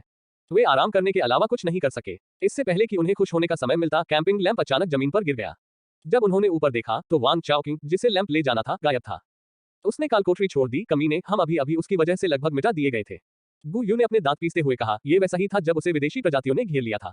वह पीछे छिप गया और योगदान देने से इनकार कर दिया। मेरा और किलियान का खून लगभग सूख गया था, उसकी त्वचा पर खरोंच नहीं है। जू हुओ ने अपनी राय व्यक्त नहीं की, लेकिन शेन शिन का हाथ लिया और उसकी बाह में दवा का इंजेक्शन लगाया। यह सिर्फ मानवीय प्रवृत्ति है, किलियांग ने शांति से कहा, बिना क्षमता वाले लोग यदि जीवित रहना चाहते हैं तो केवल खामियों का फायदा उठा सकते हैं। गु यू ने अपने होंठ हिलाए और कुछ नहीं कहा, खुद ही इंजेक्शन लिया और किलियांग को दे दिया। यह उपयोगी नहीं हो सकता है, जू हुओ ने याद दिलाया। यह उपयोगी है या नहीं, हम इसके बारे में बात करने के बाद बात करेंगे। गु यू ने उसकी बाह को तब तक घूरता रहा जब तक कि दवा पूरी तरह से इंजेक्ट नहीं हो गई और फिर एक लंबी सांस छोड़ी, मुस्कुराते हुए और जू हुओ को आंख मारते हुए कहा, इस बार आपको धन्यवाद। जू हुओ ने भावहीन भाव से उसकी ओर देखा। कुछ सेकंड बाद गु यू हार गया और बुदबुदाया, शैली समझ में नहीं आती। वह जल्दी से बाहर नहीं गया, बल्कि बैठ गया और औषधि के प्रभावी होने का इंतजार करने लगा। यदि दवा काम नहीं करती तो उन्हें अनिवार्य रूप से शहर वापस जाना होगा। सौभाग्य से कुछ मिनटों के बाद उन घावों का काला और नीला रंग धीरे धीरे फीका पड़ने लगा, जहां तीनों को विदेशी प्रजातियों ने खरोचा और काटा था। ये सचमुच उपयोगी है। गु यू उत्साहित और व्यथित दोनों था, एक जटिल अभिव्यक्ति के साथ। यदि इसका उपयोग उत्पादन का अध्ययन करने के लिए किया जा सकता है तो मुझे नहीं पता कि यह कितने लोगों की जान बचा सकता है। यह अफसोस की बात है कि अब हमारे पास वे खत्म हो गए हैं, शेन शिन ने सिर नीचे करके कहा। गु यू थोड़ा शर्मिंदा हुआ, उसने अपनी नाक रगड़ी और कहा, सबसे पहले निश्चित रूप से आपको खुद को गारंटी देनी चाहिए और बाकी के लिए अपना सर्वश्रेष्ठ करना चाहिए। बीजिंग शहर पहले से ही एक मानक विकसित कर रहा है और जल्द ही परिणाम आने चाहिए। सिस्टर गु यू, आप एक अच्छी इंसान है। शेन शिन ने उसकी ओर देखा। बाहर जाने के बाद मैं तुम्हारे साथ बीजिंग जाऊंगा। गु यू एक पल के लिए स्तब्ध रह गया और फिर बोला, ठीक है, बिल्कुल, मैं आपका स्वागत करता हूँ, क्या आप ठीक है? शेन यी का शव अभी भी पूर्वी द्वार पर फेंका हुआ था। लिन पेई की मृत्यु हो गई और उन्हें बाहर जाने का मौका मिला। यदि यह वह होती तो शायद वह अपने भाई का शव पुनः प्राप्त करना चाहती। लेकिन शेन शिन का इस मामले का जिक्र करने का बिल्कुल भी इरादा नहीं था। जू हो ने आइटम बार से इलास्टिक रस्सी निकाली और शेन शिन को सौंप दी। शेन शिन ने अपना हाथ सावधानी से बढ़ाया और उसे पकड़ लिया, फिर झिझकते हुए उसकी आवाज रुंध गई, तुमने लिन पेई को मार डाला, ये पहले से ही तुम्हारा सहारा है। सच में इसे मुझे दे दो, लेकिन मेरे पास आदान प्रदान करने के लिए कोई सहारा नहीं है। आप मृत्यु को वापस जीवन में नहीं लाया जा सकता, इसलिए आप इसे एक स्मारिका के रूप में भी रख सकते हैं। जू हो ने अपना लाइटर निकाला और सिगरेट जलाई। यदि आप एक समान विनिमय चाहते हैं तो आप मुझे दस्ताने और अन्य प्रॉप्स पर ध्यान देने में मदद कर सकते हैं। धन्यवाद, धन्यवाद, मैं आपका उपकार अवश्य चुकाऊंगा, शेन शिन ने आंसू पोंछते हुए कहा। यह न केवल एक उपकार है बल्कि जीवन बचाने वाला अनुग्रह भी है, के लियांग ने कहा। जैसा कि पुरानी कहावत है, धन्यवाद नहीं। भविष्य में यदि आपको किसी भाई की आवश्यकता है तो बस मुझसे संपर्क करें। चाहे आप धन या प्रयास का योगदान करें, मैं आपको कभी भी मुझे बिना कुछ लिए बचाने नहीं दूंगा। ये बहुत गंभीर है, जू हो ने कहा। यह पुष्टि करने के बाद कि मारक प्रभावी है, उन्हें कालकोठरी में रहने की कोई आवश्यकता नहीं थी, इसलिए उन्होंने कालकोठरी छोड़ने का फैसला किया। कुछ सेकंड बाद वे फिर से भूथा विला में खड़े हो गए। ये वास्तविक दुनिया में दिन का समय है और लोगों और ट्रैफिक की परिचित आवाजें कानों में बहती हैं और कई लोगों को जीवित होने का वास्तविक एहसास होता है। मैं बस जीवन और मृत्यु के बीच कुछ बार आगे पीछे चला और मेरा मूड पूरी तरह से अलग है। इतने दिनों तक शांत रहने के बाद मुझे अचानक कार की आवाज सुनने की आदत नहीं है, गु यू ने मुस्कुराते हुए कहा। लगभग आपदा के बाद किलियांग भी अच्छे मूड में थे। मैं भी हॉटपॉट खाना चाहता हूँ। पहले रक्त आधान के लिए जाओ। जू हो ने उसकी ओर देखा। के लियांग ने अपना मोबाइल फोन निकाला और उनके साथ संपर्क जानकारी का आदान प्रदान किया। मैं हैशी से हूँ, भविष्य में जब आप हैशी आए तो आपको मुझसे संपर्क करना होगा। फिर उन्होंने जू हो को गंभीरता से धन्यवाद दिया। जू हो ने उससे हाथ मिलाया, बाहर जाकर टैक्सी ली और उसे गु यू और शेन शिन के साथ अस्पताल भेजा। जू हो, मैं तुम्हें फोन करूंगा। जाने से पहले गु यू ने उसका हाथ थाम लिया और कहा, समय आने पर मुझे नजरअंदाज मत करना, मेरे पास बहुत सारा सामान और बहुत सारा पैसा है, तुम जो चाहो कर सकते हो। विला से बाहर निकलने से पहले उसने अपना चेहरा पोंछ लिया। हालांकि वह थोड़ी शर्मिंदा थी, फिर भी वह अच्छी लग रही थी। संपर्क के लिए उसके विनम्र अनुरोध के कारण सामने वाले ड्राइवर को बार बार अपना सिर घुमाना पड़ा। जू हो हंसे और उसे अलविदा कह दिया। कार के दूर तक जाने का इंतजार करते हुए उसने दूर देखा और विला के कोने की ओर देखने लगा। भाईजू युआन याओ सबसे पहले बाहर कूदे, उसके बाद हुआंग जुंजी मास्क पहने हुए थे और वांग चाओकिंग जो उनकी गर्दन के पिछले हिस्से में चुटकी काट रहे थे। जब वांग चाओकिंग ने उसे देखा तो माफी मांगते हुए मुस्कुराया। मेरा भाई एक बड़े स्टार को कुत्ते में बदलने में वास्तव में अच्छा है। जू हो ने उसे नजरअंदाज किया और युआन याओ से पूछा, तुम यहाँ क्यों हो? आप वांग चाओकिंग की तलाश में आए थे और कभी वापस नहीं आए। हुआंग जुंजी और मैं इसकी तलाश में यहाँ आए थे और हमने सुना कि सुरक्षा गार्ड गायब हो गया था। निगरानी की जांच करने के लिए कुछ पैसे खर्च करने के बाद हमें एहसास हुआ कि यह विला असामान्य था। युआन याओ ने कहा, हमें लगता है कि आप कालकोठरी में प्रवेश कर चुके हैं, इसलिए यही प्रतीक्षा करें। मुझे उम्मीद नहीं थी कि कुछ दिनों के इंतजार के बाद ये बच्चा भाग जाएगा। हम उसे भागने दे सकते हैं, बेशक हम पहले उसे पकड़ लेंगे। हमें उसके साथ क्या करना चाहिए? हुआंग जुंजी ने जू हो के शरीर पर चोटों के निशान देखे और सोचा कि यह कालकोठरी आसान नहीं होगी।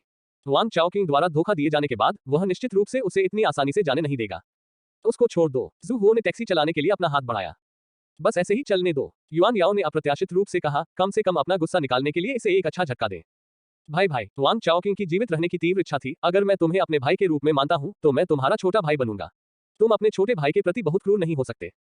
युआन याओ ने पलटकर उसके सिर पर थप्पड़ मारा। बदबूदार बेशर्म, तुम किसे मेरा भाई कहते हो? उसको छोड़ दो। जू हो कार में चढ़ गया। उस व्यक्ति की ओर देखा जो असहज था, लेकिन हुआंग जुंजी द्वारा छोड़े जाने के बाद उसने अपनी आंखें घुमा ली और शांति से कहा, 2 दिनों में कोई आपके पास आएगा, इधर उधर मत घूमना। जब समय आएगा, यदि आप किसी को नहीं ढूंढ सकते, आप परिणाम जानते हैं। वांग चाओकिंग की पलकें कांपने लगी और उन्होंने दुखी चेहरे के साथ कहा, मैं निश्चित रूप से घर पर ही रहूंगा और कहीं नहीं जाऊंगा।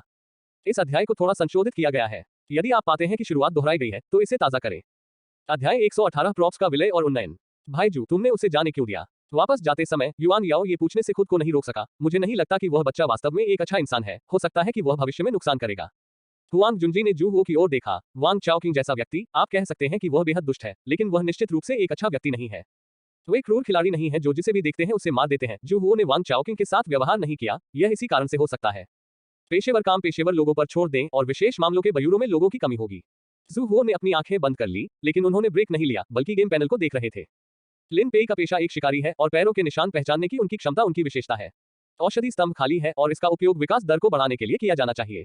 इसमें 1500 सफेद नोट, एक टिकट और 2 अन्य सामान भी हैं। एक वह धनुष और बाण है जिसका उपयोग वह पहले करता था। धनुष और तीर जो एक दूसरे से नफरत करते हैं। धनुष को लापरवाही से फैलाया जाना पसंद नहीं है और तीर को लक्ष्यहीन रूप से उड़ना पसंद नहीं है, लेकिन जब मालिक धनुष और तीर उठाता है तो उनकी पसंद महत्वपूर्ण नहीं रह जाती है।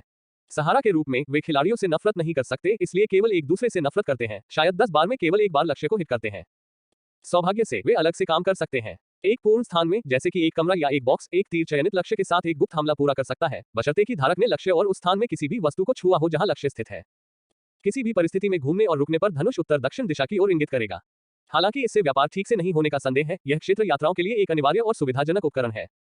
सीधे शब्दों में कहें तो ये बिना किसी उद्देश्य के धनुष और तीर की एक जोड़ी है, लेकिन अलग होने पर धनुष को कंपास के रूप में इस्तेमाल किया जा सकता है और तीर को ट्रैकिंग छिपे हुए हथियार के रूप में इस्तेमाल किया जा सकता है। धनुष को छोड़कर उड़ने वाला तीर एक शक्तिशाली और व्यावहारिक सहारा है।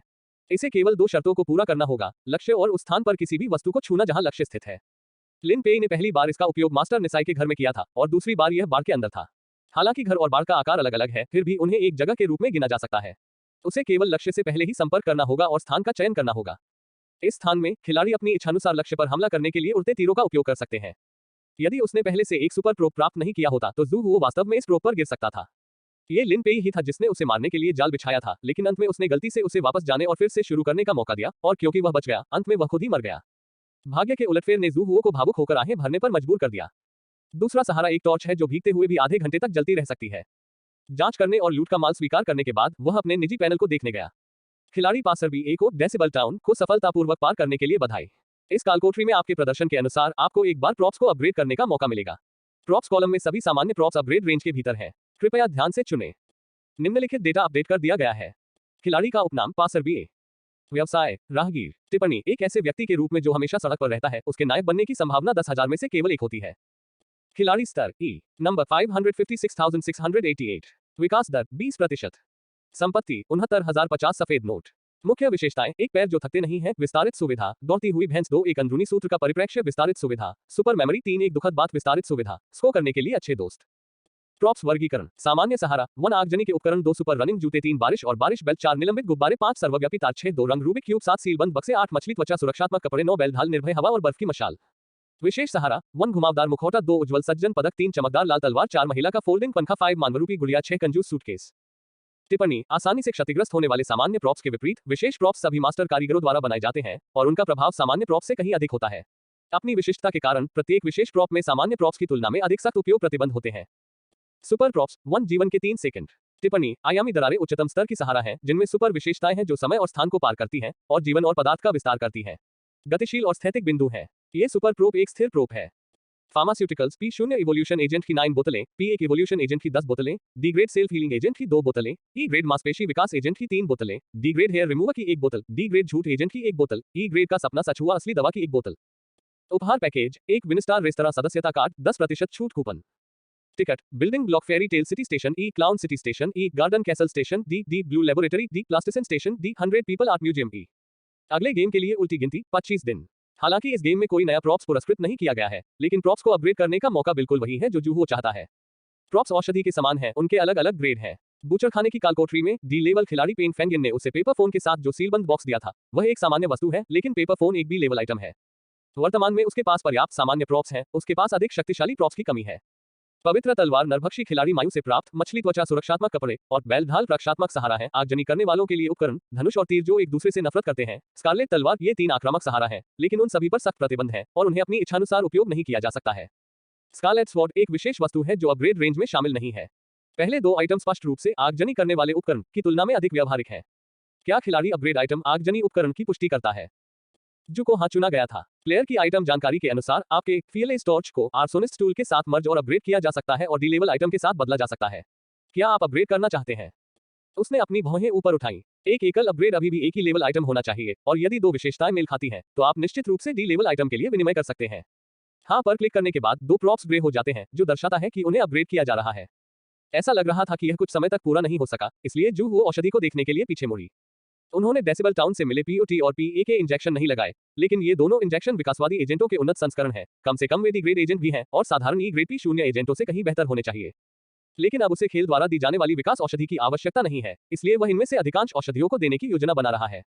Plasticine station eagle of the holy sword society का डी लेवल टिकट है। डी लेवल में अपग्रेड करने से पहले उसे अभी भी 2 E लेवल कालकोठरी को पूरा करने की आवश्यकता है, इसलिए सीधे डी लेवल कालकोठरी में कूदने की कोई आवश्यकता नहीं है।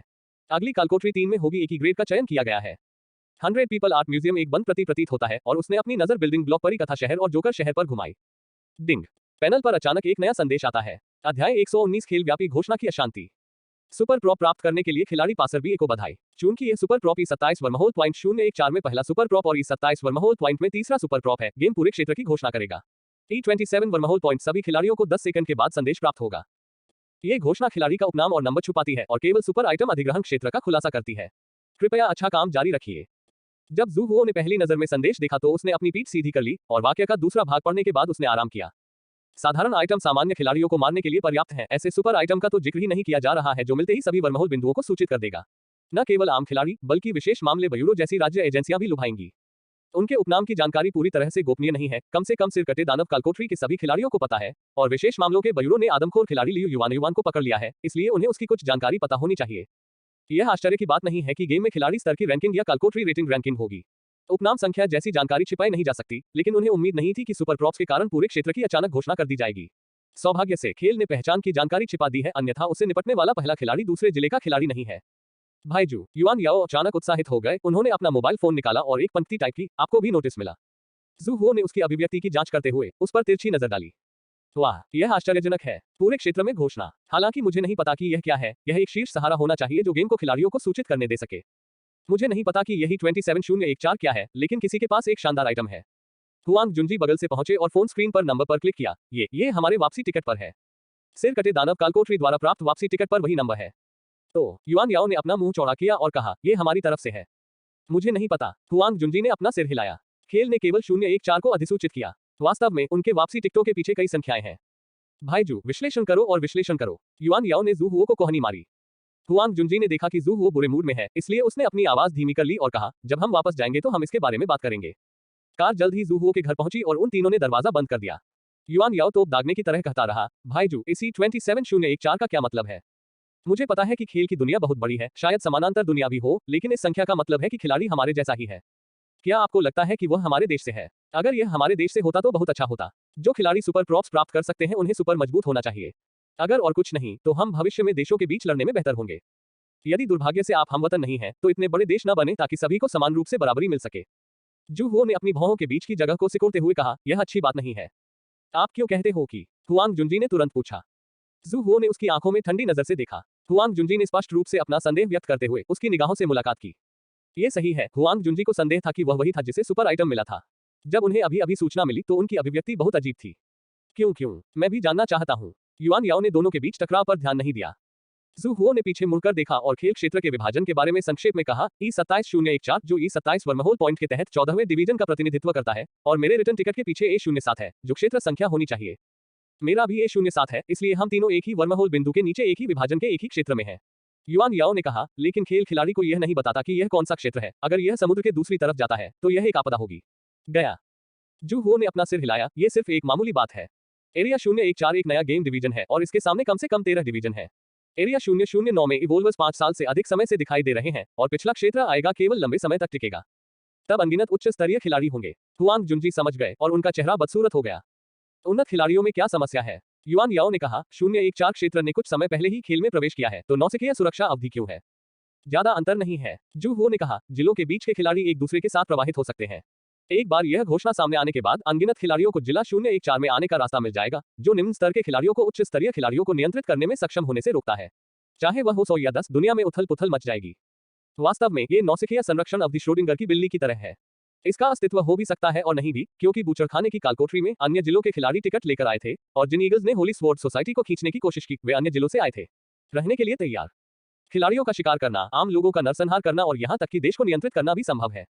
जू हुओ की आंखें उदास थीं और अब उसे इस बात की चिंता थी कि उन्नत खिलाड़ियों के पास सुपर प्रॉप्स का पता लगाने का कोई तरीका हो सकता है। किसी भी चीज का निशान छोड़ना असंभव है। जीवन के 3 सेकंड समय में पीछे जा सकते हैं और स्थान और समय में परिवर्तन का कारण बन सकते हैं। चूंकि सुपर प्रॉप्स इस ऊंचाई तक पहुंच गए हैं, इसलिए ऐसे प्रॉप्स भी होने चाहिए जो इन संकेतों को समझ सके। एक पल में उसने अपने दिमाग में निशानों को खत्म करने के लिए कई तरीके अपनाए, लेकिन कुछ ही सेकंड के बाद हार मानने का फैसला किया। क्योंकि इससे कोई फर्क नहीं पड़ता कि वह निगरानी को नष्ट कर देता है या बस मशाल के साथ विला को नष्ट कर देता है, इससे होने वाली हलचल अधिक ध्यान खींचने वाली होती है। इसके बजाय इसे अनदेखा करें। दुनिया में जहां बहुत सारी यादृच्छिक प्रतियां हैं, उसे ढूंढना और भी मुश्किल है। एक और समस्या है और वह है पेंटिंग करने वाली लड़की जो उसका पीछा करती है। पेंटिंग करने वाली लड़की भी एक सुपर आइटम है। हालांकि यह बात अन्य खिलाड़ियों से सीखी गई थी, लेकिन अब वह पहले से ही सुपर प्रॉप्स की विशेषताओं को जानता है। पेंटिंग करने वाली लड़की एक पेंटिंग से एक इंसान में बदल सकती है और उसके पास ज्ञान है जो उसकी विशेषताओं के अनुरूप है, इसलिए यह निस्संदेह एक सुपर प्रॉप्स है। उसके साथ क्या करें? बिल्कुल नहीं, चाहे ये कितना भी शक्तिशाली क्यों ना हो, यह अभी भी एक उपकरण है। क्या युद्ध शुरू करना आवश्यक है? लिविंग रूम में एक लंबी चुप्पी के बाद युआन याओ कांप उठा। सिर्फ हिमशैल के टिप को हम जानते हैं कि डायमेंशनल क्रैक गेम की उन्नत प्रकृति का अनुमान लगाया जा सकता है। ट्रेनें अंतरिक्ष के माध्यम से यात्रा कर सकती हैं। ये कुछ ऐसा है जिसकी हमारी वर्तमान तकनीक कल्पना नहीं कर सकती है। ऐसी चीजें भी हैं जो सामान्य ज्ञान से परे हैं। हम पाते हैं कि वे हैं सभी निम्नतम स्तर पर। हुआंग जुनजी ने भी इस समय उनकी मनोदशा को समझा। उच्च स्तरीय प्रॉप्स के पास मौजूद शक्ति अकल्पनीय है। भयंकर प्रतिस्पर्धा वाले खेल में ये खिलाड़ियों के अस्तित्व का आधार भी है। सामान्य लोगों और सामान्य देशों ने उन्नत शक्ति में महारत हासिल कर ली है। क्या क्या यह खिलाड़ियों की नजर में है? तो क्या करें? युआन याओ ने उनकी ओर देखा। अगर अन्य क्षेत्रों के खिलाड़ियों को अलग करना वास्तव में असंभव है, तो हम केवल राज्य मशीन की शक्ति को देख सकते हैं, जू हो ने कहा। तारांकन। उनकी बातचीत की संक्षिप्त अवधि के दौरान दुनिया के नेता और सच्चाई को समझने वाले देश उच्चतम मानक की सैन्य कार्रवाई पर मतदान करने के लिए जितनी जल्दी हो सके एक साथ एकत्र हुए। केवल 30 मिनट के बाद विभिन्न आदेश एक एक करके सबसे तेज गति से देश की शाखाओं और पत्तों तक फैल गए। टिंगचेन के प्रथम अनुसंधान संस्थान को भी 3 मिनट पहले अधिसूचना प्राप्त हुई। टीम लीडर वू के शब्दों को सुनकर नीजुआन आश्चर्यचकित और क्रोधित हो गई। मुझे बीजिंग स्थानांतरित कर दो। क्यों? क्या अभी उस खिलाड़ी को ढूंढना पहली प्राथमिकता नहीं है? टीम लीडर वू के छोटे हाथ ने उन्हें शांत होने का संकेत दिया। देश भर में एक खिलाड़ी को ढूंढना भूसे के ढेर में सुई खोजने के समान है। अगर हम इसे ढूंढ भी लें तो दूसरी पार्टी दिखाई नहीं देगी। देश को आपदाओं से निपटने के लिए तैयार रहना चाहिए और संभावित खिलाड़ियों के एक समूह की सुरक्षा के लिए पहले से तैयारी करनी चाहिए। आप एक दुर्लभ और उत्कृष्ट अंकुर हैं और आप देश का भविष्य भी हैं। इससे कोई फर्क नहीं पड़ता कि यह आपदा आएगी या नहीं, केवल अंकुर ही आशा छोड़ सकता है। अन्य खिलाड़ी कहाँ हैं? नी जुआनहान ने स्वर में कहा, केवल कुछ ही खिलाड़ी हैं जिन्होंने देश को एकीकृत किया है और क्षमता वाले कई खिलाड़ी अभी भी इसके लिए लड़ रहे हैं। क्या आपको उनकी परवाह नहीं है? देश हर किसी की रक्षा नहीं कर सकता। टीम लीडर वू ने गंभीरता से कहा, वे खिलाड़ी, विशेष मामलों के ब्यूरो, सामान्य सार्वजनिक अधिकारी और मैं सभी देश की रक्षा में बाधा बनेंगे। नी जुआन की आंखें ठंडी हो गईं। सीधे शब्दों में कहें तो आपने उन्हें छोड़ दिया है। अध्याय 120 सख्त बफर समय। टीम लीडर वू ने कहा, यह उन्हें छोड़ देने के बारे में नहीं है, उनके पास इस बारे में सोचने के लिए अभी भी 3 दिन है। 3 दिन बहुत कम है। नी जुआन ने बिना किसी हिचकिचाहट के कहा, भले ही यह उम्मीद की जाए कि सुपर प्रॉप्स अन्य क्षेत्रों के खिलाड़ियों को आकर्षित करेंगे, यह इतनी जल्दी नहीं होगा। टीम लीडर वू ने आह भरते हुए कहा, क्या आज की दुनिया को अभी भी पिछली दुनिया माना जा सकता है? हम जिस वर्महोल बिंदु से संबंधित हैं उसकी संख्या ही 27 है। पहले से ही सबूत है कि अन्य वर्महोल बिंदु हैं। यदि भविष्य में ये वर्महोल बिंदु एक दूसरे को पार कर सकते हैं तो इस सुपर प्रोब द्वारा लाई गई उथल-पुथल भाग्य को प्रभावित कर सकती है पूरी दुनिया। उद्धरण चिन्ह।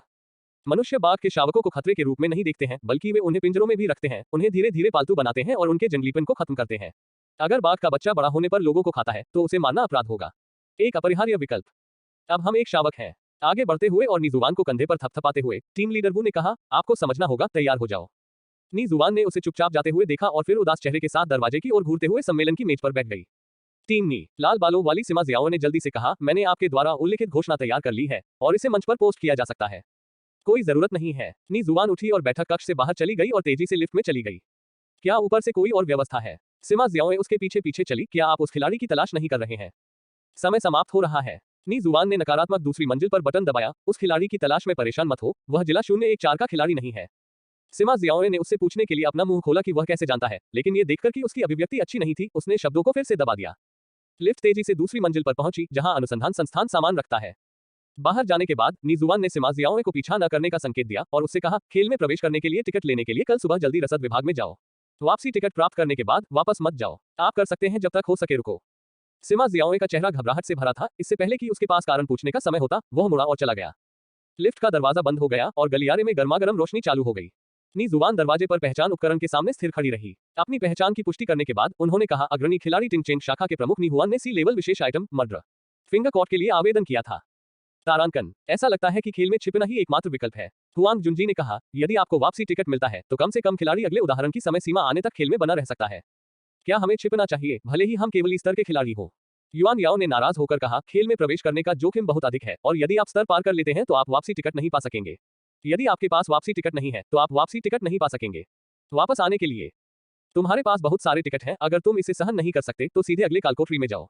हुआंग जुनजी ने कहा, यह शायद समय में देरी करने का एक तरीका है। क्या आप गहरे पहाड़ों, पुराने जंगलों या किसी ऐसी जगह पर छिप सकते हैं जहां कोई नहीं जानता? युआन याओ ने उम्मीद से पूछा, मैं अपने माता पिता को अपने साथ लाना चाहता हूं। ये भी संभव है। जू हो ने सिर हिलाया, जाओ और कुछ लोगों के साथ एक छोटे शहर में छिप जाओ। फिर मैं एक फोन करूंगा और छिपने के लिए अपने गृहनगर वापस जाऊंगा। युआन याओ उठकर बालकनी में गया। क्या आप वास्तव में छिपने के लिए एक दूरस्थ जगह ढूंढने की योजना बना रहे हैं? हुआंग जुनजी ने जू हो की ओर देखा। अन्य जिलों के खिलाड़ी जिला 014 के खिलाड़ियों का शिकार कर सकते हैं। कहीं भी रहना सुरक्षित नहीं है। आखिरकार अन्य क्षेत्रों के खिलाड़ियों की संख्या सीमित है और टिकट का उपयोग करने के लिए अभी भी कुछ दिनों का कालकोठरी बफर समय है।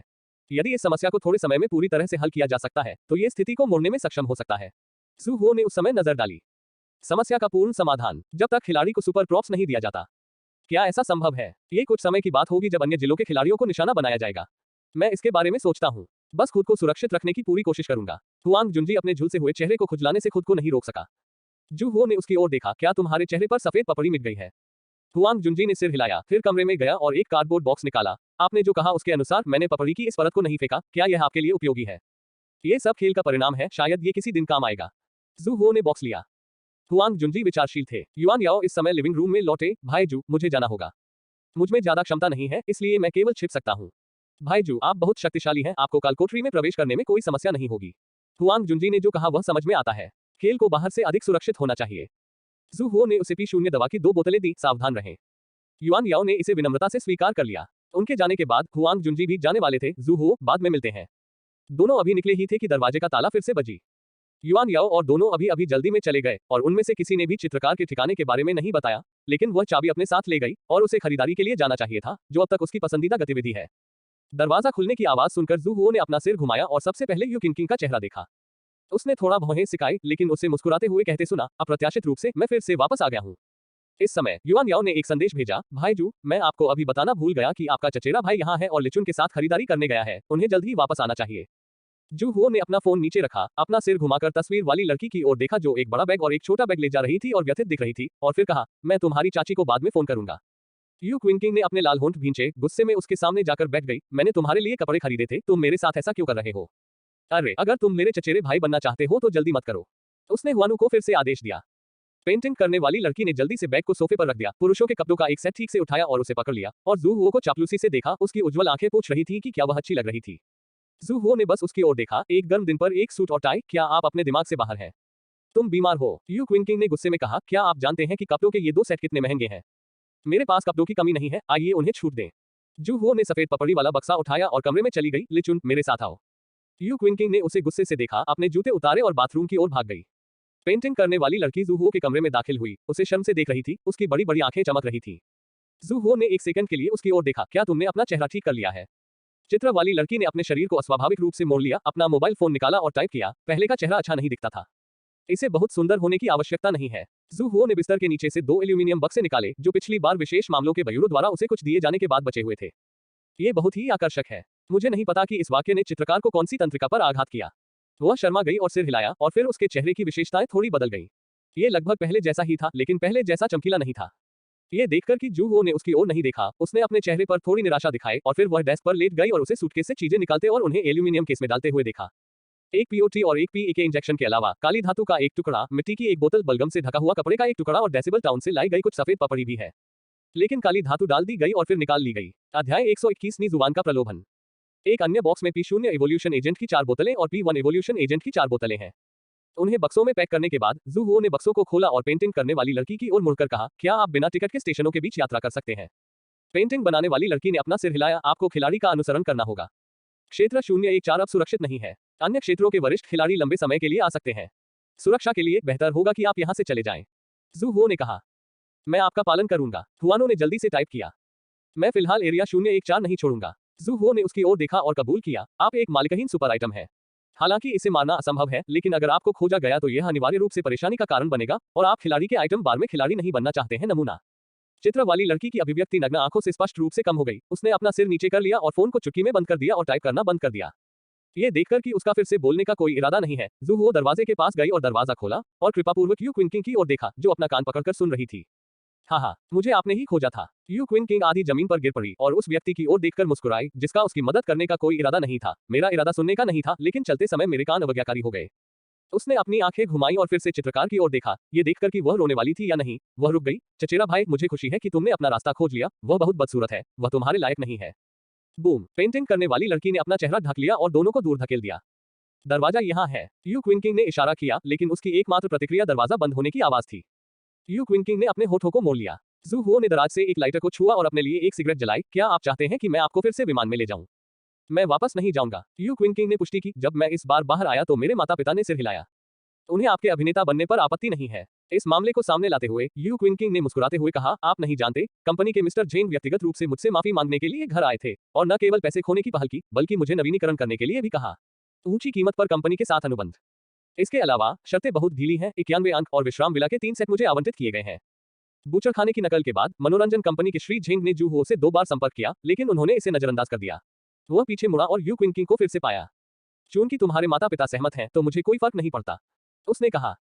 यू क्विंकिंग ने उसे घूर कर देखा, मुस्कान तुरंत गायब हो गई और उसकी आंखों में ठंडक थी। जू हो ने अपनी सिगरेट का कश लिया, दरवाजे के सामने झुक गया और बिना किसी भावना के उसकी ओर देखा। दोनों धुएं में एक दूसरे से तब तक भिड़ते रहे जब तक कि फोन की घंटी बजने से उनमें रुकावट नहीं आ गई। नमस्ते, जू हो ने फोन का उत्तर दिया। क्या आपके पास समय है? बाहर आओ और मिलो। यह नी जुबान थी जिसने फोन किया था। ऐसा हुआ कि जू हो भी उसकी तलाश कर रहा था और दोनों ने एक अपॉइंटमेंट लिया और उसने सिगरेट के टुकड़े बाहर निकाले और बाहर जाने के लिए डिब्बा रख दिया। यू क्विंकिंग उसके पीछे पीछे दरवाजे तक गया और जब उसने अपना सिर पीछे किया तो अचानक मुस्कुराया। चचेरे भाई, तुम कब वापस आ रहे हो? शाम। जू हो को कुछ याद आया और उसने उससे कहा, कमरे में मौजूद महिला तुम्हें सौंपी गई है। चिंता मत करो, मैं उसे अवश्य भगा दूंगा, यू क्विंकिंग ने वादा किया था। जू हो ने अपने मुंह का कोना हटाया और बिना पीछे देखे चला गया। यू क्विंकिंग ने चेहरे पर मुस्कान के साथ दरवाजा बंद किया, एक छोटा सा गाना गुनगुनाया, रसोई में रसोई का चाकू लिया और हुआनू का दरवाजा खटखटाया। लिचुन, बाहर आओ और बात करते हैं। यहाँ जू हो ने एक कॉफी शॉप के लिए टैक्सी ली। नी जुबान पहले से ही अंदर इंतजार कर रही थी और वेटर उसका कप भर रहा था। बैठना। नी जुबान ने सामने वाली सीट की ओर इशारा किया, कड़वी कॉफी उठाई और एक घूंट में आधा कप पी लिया। जब जू हो ने ये देखा तो मुस्कुराया और उसे एक सिगरेट दी। मैं तुम्हारे लिए क्या कर सकता हूँ? नी जुबान ने अपना हाथ लहराया। मुझे पिछली बार आपके द्वारा धोखा दिया गया था और मुझे अभी भी ये ताज़ा याद है, इसलिए धूम्रपान करने की कोई आवश्यकता नहीं है। मैंने इसे सुपरमार्केट से खरीदा था। जू हो ने इसे अपने लिए ऑर्डर किया था। आप भारी धूम्रपान करने वाले हैं और आपके शरीर से अनिवार्य रूप से गंध आएगी। ये खिलाड़ियों के लिए अच्छी बात नहीं है, नी हुआन ने कहा। गंध और स्मृति की उत्कृष्ट समझ वाला खिलाड़ी गंध से किसी व्यक्ति को पूरी तरह से याद कर सकता है। खिलाड़ी अपना नाम खो देता है, केवल एक नंबर और उपनाम रहता है, एक अस्पष्ट छाया की तरह। जब छाया में एक अलग गंध होती है तो उसका अपना धुंधलापन अब महत्वपूर्ण जानकारी नहीं है। जू हो ने अपनी भौहें ऊपर उठाई। विशेषताएं दिशात्मक और भ्रामक दोनों हैं, आप क्या सोचते हैं? नी जुआनमो ये कहने से पहले 2 सेकंड के लिए चुप रही। मैं आज रात टिनचेन छोड़ रही हूँ। जाने से पहले मैं आपको फिर से वेंगार्ड टीम में शामिल होने के लिए आमंत्रित करना चाहती हूँ। आपको गेम की सूचना मिल जानी चाहिए थी। चाहे चीजें कैसी भी हों, अब इसमें शामिल होने का सबसे अच्छा समय है। जू हो रुका और फिर कहा, आप एक अंगरक्षक बनने जा रहे हैं। नी जुआन की आंखों में गुस्से की चमक थी, लेकिन ये गुस्सा जू हो पर लक्षित नहीं था। खिलाड़ी की शक्ति आखिरकार कमजोर है और हमें विभिन्न विचारों से ऐसा करना होगा। भले ही आप दवा का उपयोग न करें, फिर भी आप झूठ बोल सकते हैं। जू हो ने उसे दृढ़ता से देखा। देश अहम जगहों पर खिलाड़ियों को बुला रहा है। ये खिलाड़ी अब तक खोजे गए विशिष्ट खिलाड़ी होने चाहिए। उन्हें इकट्ठा करना, एक ओर बीच खिलाड़ियों की रक्षा करना है और दूसरी ओर उन्हें महत्वपूर्ण लोगों की रक्षा करने देना चाहिए। ये दुनिया आखिरकार खिलाड़ी की दुनिया नहीं है। एल्यूमिनियम का डिब्बा उसे थमाया और उसने फिर से अपनी जेब से एक P0T इंजेक्शन निकाला। डिब्बे में कुछ विशेष उत्पाद है, मैं व्यक्तिगत रूप से इंजेक्शन दे दूंगा। नी जुबान ने एक हाथ से बॉक्स को दबाया, सिरिंज को टिश्यू से ढक दिया और फिर एक जटिल अभिव्यक्ति के साथ कहा, आप खिलाड़ियों के बीच अपेक्षाकृत कुशल हैं, आप सिर्फ मोहरा टीम में शामिल क्यों नहीं होते? क्या मुझे अब भी यह कहने की जरूरत है? जू हो ने मुस्कुराते हुए कहा, अगर मैं सिर हिलाता हूं तो ये हम दोनों ही हैं जो अब यहाँ पीड़ित हैं। नी जुबान ने राहत महसूस की। उसके सामने कॉफी पी और गहरे अर्थ के साथ कहा, यदि आप आज्ञाकारी हैं तो आप अब खिलाड़ी नहीं हैं। कप नीचे रखकर उसने इंजेक्शन हटा दिया और जब जाने के लिए एल्यूमिनियम केस उठाया तो उसने अचानक पूछा, सुपर आइटम आपके हाथ में है? जू हो ने पानी पीना बंद नहीं किया, जैसे कि उसे उम्मीद थी कि वह कोशिश करेगा, और उसकी अभिव्यक्ति त्रुटिहीन थी। ये कहने की जरूरत नहीं है कि यह एक मजाक है। मुझे नहीं लगता कि सुपर प्रॉप्स 014 क्षेत्र में किसी भी खिलाड़ी के हाथ में होना चाहिए। आप ठीक कह रहे हैं। नी जुबान दिल से मुस्कुराई, मुड़ी और चली गई। जू हो भी जाना चाहता था, लेकिन इसी समय वेटर चेहरे पर मुस्कान के साथ आया। सर, सज्जन ने अभी कहा था कि आप बिल का भुगतान करने आए थे और मैं आपसे 108 युआन का वादा करता हूँ। जू हो ने दरवाजे की ओर देखा, लेकिन नी हुआन गायब हो गया था, इसलिए उसे बिल का भुगतान करने के लिए अपनी जेब से कुछ पैसे निकालने पड़े। कॉफी शॉप छोड़कर उसने एंगसिन जियाओयुआन के लिए टैक्सी ली। पुनर्वास समुदाय में द्वारपाल निश्चिंत था, इसलिए जू हो सीधे झोनिंग की मंजिल पर गया और दरवाजा खटखटाया। ये हु वेनहु ही था जिसने दरवाजा खोला। जब उसने उसे देखा तो वह कमरे में खुशी से चिल्लाने से खुद को नहीं रोक सका। सिस्टर निंग, भाई जू यहाँ है। जो निंग गलियारे के अंत से बाहर झुका, मुस्कुराते हुए कहा, मिस्टर जू, कृपया अंदर आएं। उन दोनों के अलावा तियांग यू और यू शियाओयू, जिन्होंने पहले होली स्वॉर्ड सोसाइटी के खिलाफ सहयोग किया था, वहां नहीं थे। जो निंग का छोटा भाई झो जियो बेडरूम के दरवाजे पर खड़ा हुआ और अपना मुंह खोला। कमरे में किसी अन्य व्यक्ति की सांसें चल रही थी। उसकी नजर मिलते ही झो जियाओ ने घबराकर दरवाजा बंद कर दिया। जू हो ने दूसरी ओर देखा और लापरवाही से पूछा, क्या तुमने अन्य 2 को नहीं देखा? तियान यून गंभीर रूप से घायल है और वह अपने घर पर स्वास्थ्य लाभ कर रहा है। यू शियाओयू के लिए भी यही सच है। जब वह नीचे गया तो उसका पैर टूट गया और वह चल नहीं पा रहा था। जो निंग ने कहा। हु वेनहु ने अपनी बंदी बांह लहराते हुए कहा, वे धीरे धीरे ठीक हो जाते हैं, मेरे विपरीत वे जीवित हैं और 2 या 3 दिनों में पैर हिलाने लगते हैं। पिछली बार जो हुआ उसके बाद वह जू हो के सामने बहुत निश्चिंत था। ध्यान से, जो निंग ने भौहें चढ़ाते हुए कहा, यदि आप किसी घाव को दोबारा छूते हैं तो आपको ड्रेसिंग बदलनी होगी। हु वेनहु शर्मिंदा था और उसने विषय बदलकर जू हो से पूछा कि बॉक्स में क्या था। फार्मास्यूटिकल। जू हो ने बॉक्स खोला। जो निंग, जिनकी जेबें उनके चेहरे से ज्यादा साफ थी, और अन्य लोगों ने जब दवा की साफ सुथरी 8 बोतलें देखी तो उन्होंने जोर से सांस ली। ऐसा लगता है कि पिछले 2 दिनों में अधिक मित्रों ने लेख पढ़ा है। आपके समर्थन के लिए धन्यवाद और ट्वीट करने में सहायता करने वाले मित्रों के लिए धन्यवाद। अध्याय 122 विशेषताओं की विशेष विशेषताएं। ये दवाएं सचमुच हमें दी जाती हैं। हु विनहु ने कहा, हमारे पास तुम्हें देने के लिए पैसे नहीं है। जो निंग ने उसके सिर के पीछे थप्पड़ मारा, भले ही आपके पास पैसा हो, आप दवा खरीदने में सक्षम नहीं होंगे। उसने कहा और जू हुओ की ओर देखा, पिछली बार आपने मेरे भाई को बचाने में मेरी बहुत मदद की। मुझे नहीं पता कि आपको कैसे धन्यवाद दूं, लेकिन अब आप हमें फिर से दवा देते हैं, क्या मैं इसका कारण पूछ सकता हूं? बस इसे शुरुआती निवेश के रूप में माने। जू हुओ ने कहा। वह लापरवाह जो निंग नहीं है, वह उसकी विशेषता ओल्ड मेडुसा में बहुत रुचि रखता है। क्या आप मुझे अपने व्यवसाय के बारे में बता सकते हैं? मेरा पेशा मेडुसा है, जो निंग ने कहा। गेम ने मुझे 3 विकल्प दिए, चित्रकार, शिक्षक और मेडुसा। करियर विकल्प खिलाड़ी की मूल नौकरी, शौक या यहाँ तक कि व्यक्तित्व से जुड़े होते हैं। जू हुआ दाओ। ये सही है। पेंटिंग मेरा शौक है और मैं आमतौर पर इसे करने के लिए कुछ ऑर्डर लेता हूँ। विकास से पहले एक ग्राहक ने मेडुसा के विशाल तेल चित्रों का एक सेट ऑर्डर किया था। मैं 1 साल से पेंटिंग कर रहा हूँ, इसलिए मैंने मेडुसा को चुना। जो निंग ने व्यथित होकर कहा, लेकिन मुझे जो पहली विशेषता मिली वह ओल्ड मेडुसा थी, जिसमें कोई युद्ध शक्ति नहीं है। बालों से बने छोटे सांपों और बड़े सांपों के प्रेत देखने में बेहद डरावने लगते हैं और विकसित दृष्टि वाले खिलाड़ियों को आसानी से मूर्ख नहीं बनाया जा सकता। मुझे अधिक विशिष्ट व्यवसाय चुनना चाहिए था। वह पछताती हुई लग रही थी। वास्तव में जू हुओ जिन खिलाड़ियों से मिले, उन्हें देखकर व्यवसाय की परवाह किए बिना विकास की दिशा ज्यादातर शारीरिक फिटनेस और कौशल से जुड़ी हुई है। अंतिम विश्लेषण में ये वास्तव में शरीर का विकास है। हु विनहु और शेनशिन की विशेषताएं जानवरों से जुड़ी हुई लगती हैं, लेकिन वे वास्तव में उनकी शारीरिक शक्ति बढ़ाते हैं। वो क्यूई और लिनपेई आवाजों की नकल करने में अच्छे हैं और दूसरा ट्रैकिंग में अच्छा है। उन्हें कौशल या एक निश्चित अंक क्षमता के विकास के रूप में माना जा सकता है। यहाँ तक कि वह भी अपवाद नहीं है, पैर जो थकते नहीं है, अंदरूनी सूत्र का दृष्टिकोण और उसकी आंखों की विशेषताएं सभी इसमें शामिल है। जब उन्होंने तीसरी विशेषता विकसित की, एक दुखद बात, विशेषता नाटकीय रूप से बदल गई। यह एक विशेष विकास है जो पेशे से जुड़ा है, लेकिन पेशे की विशेषताओं से परिष्कृत और उदात्त है। वांग जियाहुई, जिनके चारों ओर पहली ट्रायल ट्रेन पर हमला होने पर एक अवरोध होगा, झो निंग जो प्रेत बना सकते हैं, और वांग चाओकिंग जो छाया क्लोन बना सकते हैं, सभी विशेष विकासवादी हैं। इस प्रकार का विशेष विकास होली स्वॉर्ड सोसाइटी के पूर्व सदस्य काओयान से भिन्न है, जिनके शरीर को जहर दिया गया था। उनकी विशेषता माध्यम को छोड़कर सीधे सामग्री रूपांतरण को पूरा करना प्रतीत होता है। बेशक ये कहना उचित नहीं होगा, लेकिन जू हुओ के पास फिलहाल इसे समझाने का कोई बेहतर तरीका नहीं है, क्योंकि उनकी विस्तारित सुविधा स्को करने के लिए अच्छे दोस्त दूसरों द्वारा जारी किए गए ध्यान से मूल्य उत्पन्न करती है। उसे आयामी विकास केवल विज्ञान 5 फिल्मों में दिखाई दिया है, और वास्तविकता के दृष्टिकोण से यह उनके लिए पूरी तरह से समझ से बाहर है। आप इसे एक विशेष विकास के रूप में सोच सकते हैं। उन्होंने झो निंग से कहा, जिन लोगों से मैं मिला उनमें विशेष विकास वाले बहुत से खिलाड़ी नहीं हैं। हालांकि ऐसा लगता है कि वे पहले अन्य खिलाड़ियों की तरह शक्तिशाली नहीं हैं। दूसरे नजरिए से इन सभी विशेष खिलाड़ियों में काफी संभावनाएं हैं। वास्तव में इन शब्दों ने झो निंग को बहुत आत्मविश्वास दिया। उसने राहत का इशारा किया और कहा, मैं खेल के बारे में बहुत कम जानता हूं। मुझे वास्तव में उम्मीद है कि कोई कुछ रणनीतियों के साथ आ सकता है, ताकि कुछ नए खिलाड़ियों को अपना सिर पीटना न पड़े। क्या कमरे में कोई विकासवादी है? जू हुओ ने उस कमरे की ओर इशारा किया जहां से झो जियाओ अभी अभी अपनी ठुड्डी के साथ बाहर निकला था। कई लोग अचानक घबरा गए। झो जियाओ एक पल के लिए स्तब्ध रह गया और जल्दी से कहा, ऐसा किसने कहा? किसी ने नहीं। मिस्टर जू कोई बाहरी व्यक्ति नहीं है, इसलिए आपके कहने से कोई फर्क नहीं पड़ता। झो जियो की तुलना में झो निंग जू हुओ पर थोड़ा अधिक भरोसा करता है। उसने बेबसी से कहा, यह एक छात्र है जिसे मैं तब पढ़ाती थी जब मैं अंशकालिक पढ़ाती थी। वह केवल 15 वर्ष का था। उसके माता पिता और रिश्तेदार आसपास नहीं थे। स्कूल में माहौल अच्छा नहीं है। वह दूसरों की तलाश करने की हिम्मत नहीं करता था, इसलिए उसने मेरे पास आना पड़ा। क्या तुमने कभी इंसानों को खाया है? क्या तुमने कभी विकासवादी एजेंट खाया है? जू हुओ ने स्पष्ट रूप से पूछा। नहीं, बिल्कुल नहीं, झो निंग ने गंभीरता से कहा। अगर उसने लोगों को खाया है, तो मैं उसे स्वीकार नहीं करूंगा। जहां तक विकास औषधि की बात है, हालांकि हमारे हाथ में एक बोतल है। वह पहले परीक्षण के लिए ट्रेन में नहीं गया, इसलिए हमने उसे देने की हिम्मत नहीं की। वह शराब पीता है, समस्याओं से डरता है। अज्ञात का सामना करते समय खोज करने और प्रयास करने का साहस हर किसी में नहीं होता है, और सतर्क और रूढ़िवादी होना आदर्श है। मैं उनसे व्यक्तिगत रूप से पूछूंगा, जू हुओ ने कहा। झो निंग उसे कमरे में ले गया। आधे वयस्क लड़के के हाथ और पैर लोहे की जंजीरों से बंधे हुए थे और वह एक कोने में कांप रहा था। जब उसने किसी को अंदर आते देखा तो उसकी आंखों में तीव्र इच्छा दिखाई दी, लेकिन उसने तुरंत इसे दबा दिया और दांत काटने के लिए अपना सिर नीचे कर लिया। खड़खड़ाना होगा। झो निंग ने बहुत करीब जाने की हिम्मत नहीं की और जू हुओ के सवाल का जवाब देने के लिए उसे खड़े होने के लिए कहा। जू हुओ ने अभी अभी पूछे गए प्रश्न को दोहराया। बिना झूठ का कोई संकेत देखे उसने पूछा, मैं तुम्हारे शरीर पर कुछ खून निकालना चाहता हूं और इनाम के रूप में मैं तुम्हें 1 लाख युआन दे सकता हूं।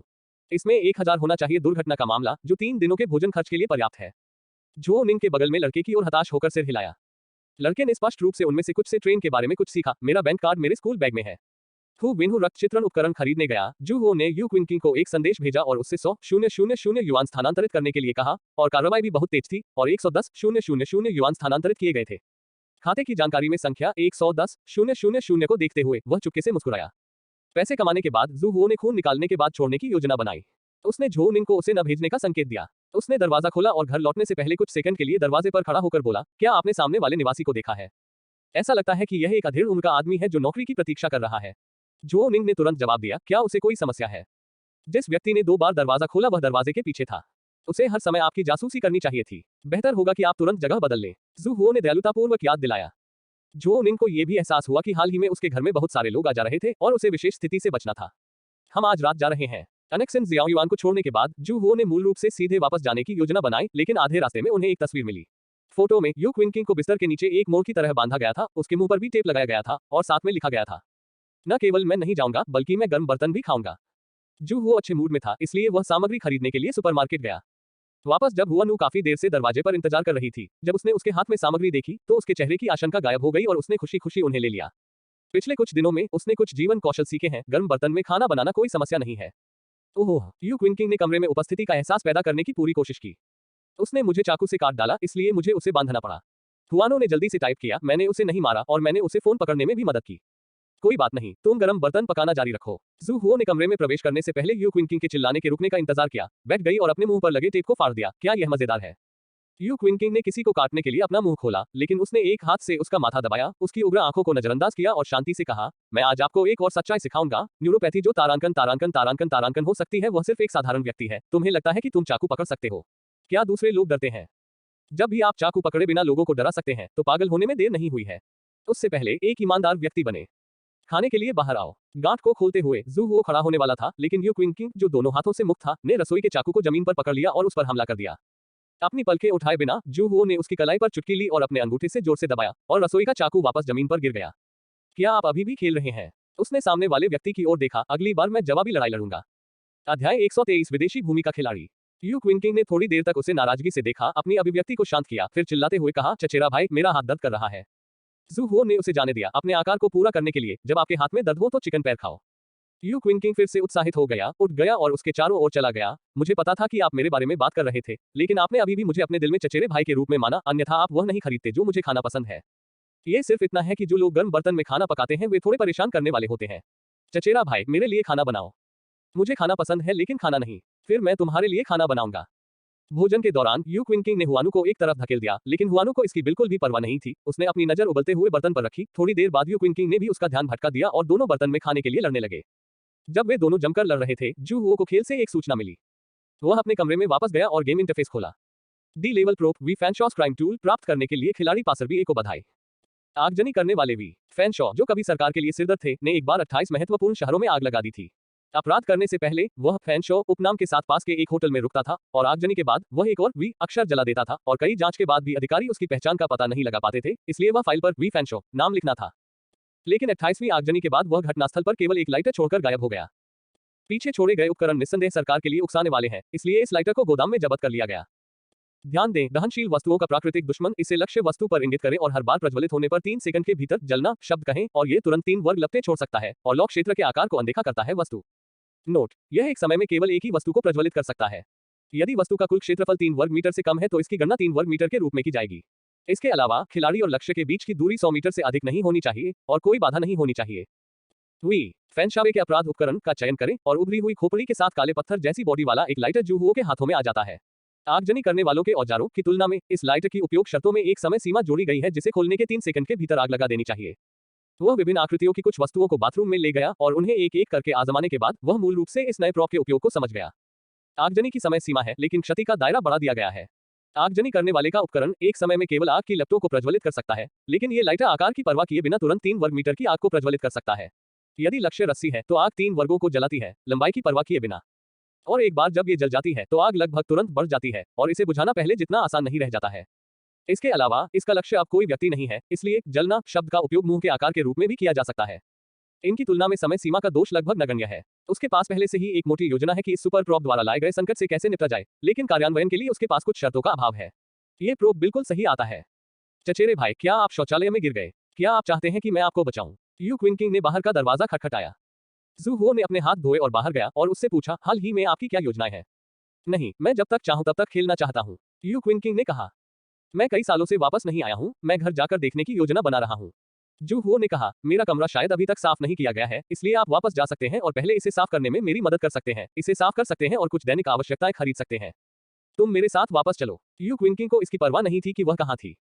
मेरे पास अभी भी एक समूह कलाकार के रूप में नौकरी है और इसे खत्म होने में कुछ दिन लगेंगे। जू हुओ ने रुककर कहा, अपेक्षाकृत सुदूर ग्रामीण क्षेत्र में। अगर मैं कीचड़ पर पैर रखूंगा तो मेरे ऊंची एड़ी के जूते बेकार हो जाएंगे। यू क्विंकिंग ने आसानी से विकल्प चुन लिया। ठीक है, फिर मैं कल वापस जाऊंगा और सुनिश्चित करूंगा कि मैं तुम्हारे घर को खूबसूरती से सजाऊं। हुआनू अपना मोबाइल फोन लेकर आई। मैं भी जा रही हूँ। हाँ, जू हुओ ने सिर हिलाया। चूंकि हुआनू ने जाने से इनकार कर दिया, इसलिए उसे रुकना पड़ा और मदद करनी पड़ी। अगले दिन यू किंकिंग को विदा करने के बाद वह एक ऑफ रोड वाहन किराए पर लेने के लिए कार रेंटल कंपनी में गया और वांग चाओकिंग को खोजने के लिए हुआनू को ले गया। वांग चाओक्विंग इस बार भागे नहीं और कार में बैठे जैसे विलाप कर रहे हो, भाई हम कहाँ जा रहे हैं। मृग तृष्णा तारांकन क्षेत्र 014 में एक ही लेवल कालकोठरी में अपने ऊपरी शरीर पर अजीब पैटर्न वाले टैटू वाले एक मजबूत आदमी ने आखिरी लाश को लाशों के पहाड़ में फेंक दिया, उस पर गैसोलीन डाला और आग लगा दी। जब आग काले धुएं के साथ उठ रही थी तो वह मुस्कुराया, मुंह में गहरे काले दांत दिखाते हुए, और प्रसन्नता से कहा, मुझे ये गंध पसंद है। कुछ ही दूरी पर एक पेड़ के नीचे बैठे एक गोरे आदमी ने अपने जूते में एक पॉलिश किया हुआ खंजर डाला और अपने बगल में चोटी बांधे एक युवक से पूछा, क्या हर कोई यहाँ है।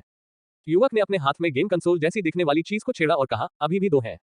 इससे पहले कि वह बोलना समाप्त करता, दो चौकोर विमान जैसे पोर्टल अचानक कुछ ही दूरी पर घास पर खुल गए और फिर क्रमशः दो लोग उसमें से निकले और बड़े ने कहा, यह बहुत दुर्भाग्यपूर्ण है, मैं अभी कालकोठरी में किसी से मिला। ये होली स्वॉर्ड सोसाइटी के पाखंडी हैं, ऐसा लगता है जैसे उन्होंने इस बार कुछ थरी स्वॉर्ड्स गोल्ड शिष्यों को भेजा है, वे सभी इस स्तर के खिलाड़ी हैं। आइए होली स्वॉर्ड सोसाइटी के बारे में भूल जाएं, आखिरकार वे भी इस स्तर के खिलाड़ी हैं। आइए कुछ चेहरा दिखाएं। फैंसी कपड़े पहने एक अन्य व्यक्ति ने कहा, मैं दो सी लेवल बेवकूफों से मिला, इसलिए मैंने उन्हें पकड़ लिया और नेता से पूछा। केवल एक बी क्लास सदस्य है और पता नहीं उन्हें टिकट कहां से मिला। ये भी हमारे लिए अच्छी बात है। छोटी चोटी ने कहा, जिला 014 के लिए टिकट ढूंढना आसान नहीं है। यदि वे सभी इस तरह के व्यक्ति द्वारा प्राप्त किए जाते हैं तो हमारे जीतने की संभावना और भी अधिक होगी। टैटू वाला हट्टा कट्टा आदमी जोर से हंसा, जब तक मंच के बाहर कोई इस तरह का खिलाड़ी नहीं है, मुझे डरने की कोई बात नहीं है। कई अन्य लोग हंसे। इस समय गोरे आदमी ने कहा, क्या आपने कोई जगह चुनी है। छोटे ब्रेड ने तुरंत अपना सिर नीचे किया और गेम कंसोल पर बटन दबाया।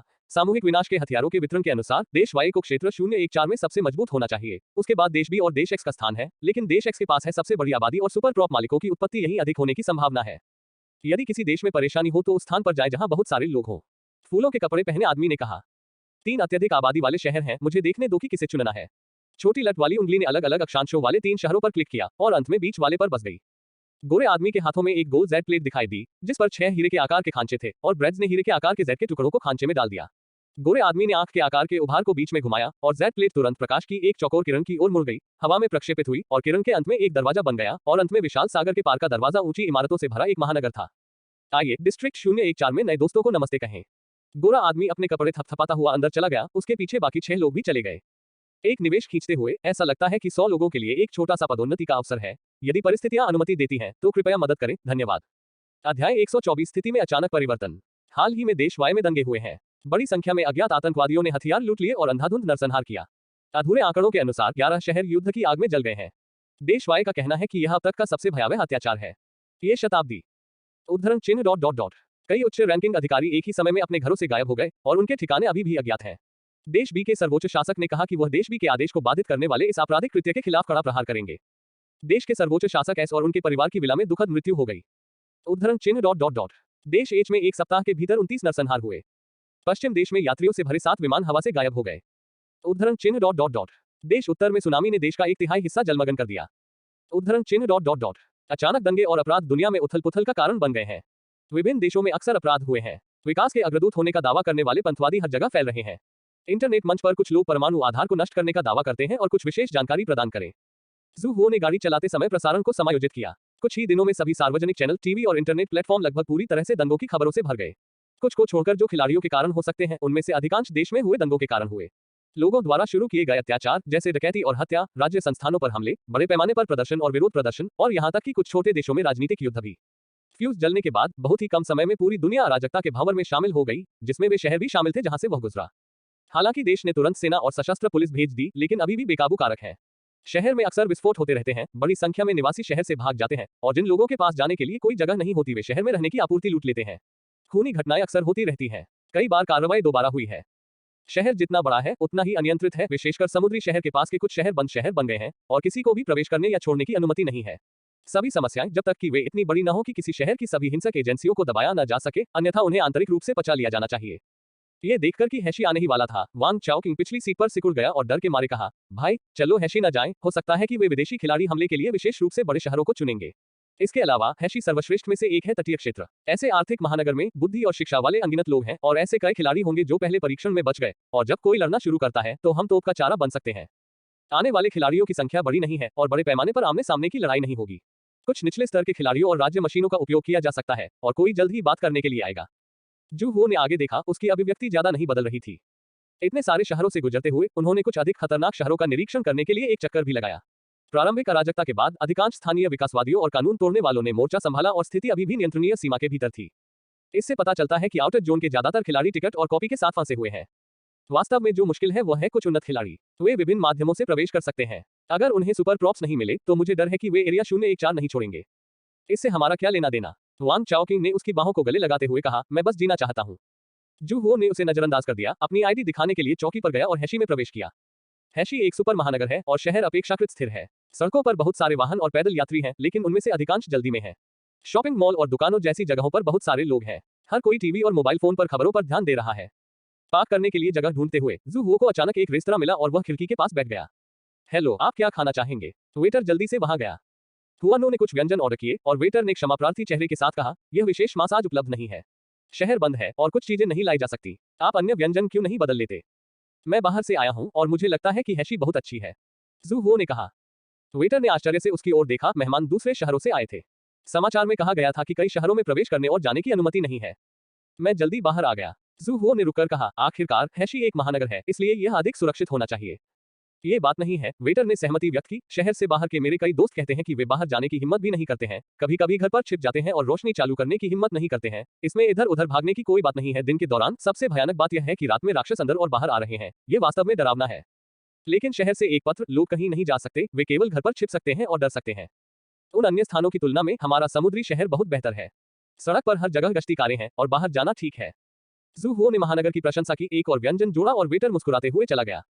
भाई, तुम सचमुच दूरदर्शिता वाले हो, वांग चाओक्विंग ने अंगूठा दिखाते हुए कहा। सुबह सुबह हैशी आ जाओ। जू हुओ ने अपना सिर घुमाया और बिना एक शब्द कहे चौक में बड़ी स्क्रीन पर प्रसारित समाचार को देखा। यहाँ तक कि बीजिंग जैसा कड़ी सुरक्षा वाला शहर भी यह कहने की हिम्मत नहीं करता कि यह सुरक्षित है, लेकिन हैशी इतना शांत है, यह सबसे असामान्य जगह है। वे क्या करने वाले हैं? तारांकन, वे क्या करने जा रहे हैं? सैन्य वर्दी में एक बूढ़े व्यक्ति ने अपना गुस्सा व्यक्त करने के लिए मेज को थपथपाया। 1 घंटे से भी कम समय में 50 खिलाड़ी पहले ही मर चुके हैं। कोई चेतावनी नहीं थी, कोई अनुरोध नहीं था। हर मिनट लगभग एक व्यक्ति मारा गया और वे सभी मर गए। वे मर गए, सभी संभ्रांत हैं। अन्य बुजुर्ग लोग जो बैठक कक्ष में थे, उन पर भी बादल छा गए। सुपर प्रॉप्स की उपस्थिति की सूचना सामने आने के बाद उन्होंने तुरंत प्रतिक्रिया दी, जिससे सभी शहरों का सुरक्षा स्तर उच्चतम स्तर तक बढ़ गया और कुछ गुप्त शहरों पर भारी सुरक्षा की गई, इस डर से कि कुछ खिलाड़ी इन स्थानों पर हमला कर देंगे। इसने वास्तव में कुछ भूमिका निभाई है और जिन कुछ स्थानों पर हमला हुआ है, वहां विनाशकारी नुकसान नहीं हुआ है। कम से कम ऐसी स्थिति नहीं आई है जहां लोगों को कंट्री वाइड जैसे सैन्य शस्त्रागार में पहुंचाया गया हो। हालांकि बीजिंग को कुछ संकटों का सामना करना पड़ा है, लेकिन ये देश का दिल है। देश भर से एकत्र हुए मूल खिलाड़ियों और विशिष्ट खिलाड़ियों ने एक बड़ी टीम बनाई है। उन्होंने सेना के साथ मिलकर एक निश्चित कीमत चुकाकर उन खिलाड़ियों का अस्थायी तौर पर दमन कर दिया है। लोग, इससे पहले कि वे अगली समस्या को हल करने के लिए कोई रणनीति बना पाते, विशेष मामलों का ब्यूरो खत्म होने लगा। संकट से निपटने के लिए वे और चयनित महत्वपूर्ण खिलाड़ी पहले ही सुरक्षित क्षेत्र में प्रवेश कर चुके हैं, लेकिन ये लोग एक एक करके मर गए और तारांकन रास्ता असहनीय है। पहले 10 मिनट में उन्होंने सभी खिलाड़ियों को अलग कर दिया और निकाल लिया, लेकिन चाहे खिलाड़ी कहीं भी छुपे हों, फिर भी वे मारे जाने के भाग्य को नहीं बदल सके। 1 घंटे में 50 मर गए और जब फौजी वर्दी वाले बूढ़े को गुस्सा आया तो 2 और जोड़ दिए गए। क्या वे बीजिंग में सभी खिलाड़ियों को मारने जा रहे हैं? एक अन्य सफेद बालों वाले बूढ़े व्यक्ति ने कहा। अभी तक की जानकारी के मुताबिक बड़ी संख्या में स्पेशल अफेयर्स ब्यूरो के खिलाड़ी ही मारे गए हैं। कॉन्फ्रेंस टेबल के दूसरे छोर पर कंप्यूटर स्क्रीन पर विशेष मामलों के ब्यूरो के निदेशक ने बात की। अध्याय 125 भावर केंद्र। सैन्य वर्दी में बूढ़े व्यक्ति ने अपनी मुठ्ठियां भींच ली। ऐसा लगता है कि वे मानते हैं कि सुपर प्रॉप्स मोहरा टीम के हाथों में है, लेकिन वास्तव में हम सुपर प्रॉप्स के ठिकाने को नहीं जानते हैं। सफेद बालों वाला बूढ़ा व्यक्ति कंप्यूटर की ओर मुड़ा। क्या उनसे बात करना अभी असंभव है?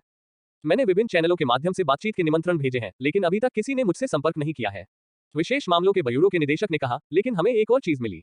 जो खिलाड़ी मारे गए वे पहले से एकीकृत कर्मियों की सूची के अनुसार आए थे। क्या सूची नष्ट नहीं हो गई? सफेद बालों वाले बूढ़े की आंखें अचानक तेज हो गईं।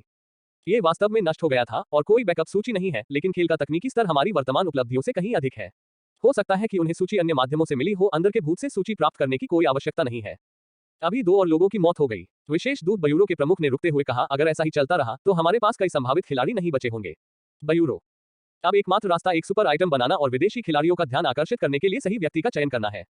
हालांकि इस कार्य में जोखिम बहुत अधिक है। हमारे हाथ में 20 स्तर से ऊपर की वस्तुएं नहीं है, इसलिए अन्य खिलाड़ियों को समझाना मुश्किल है।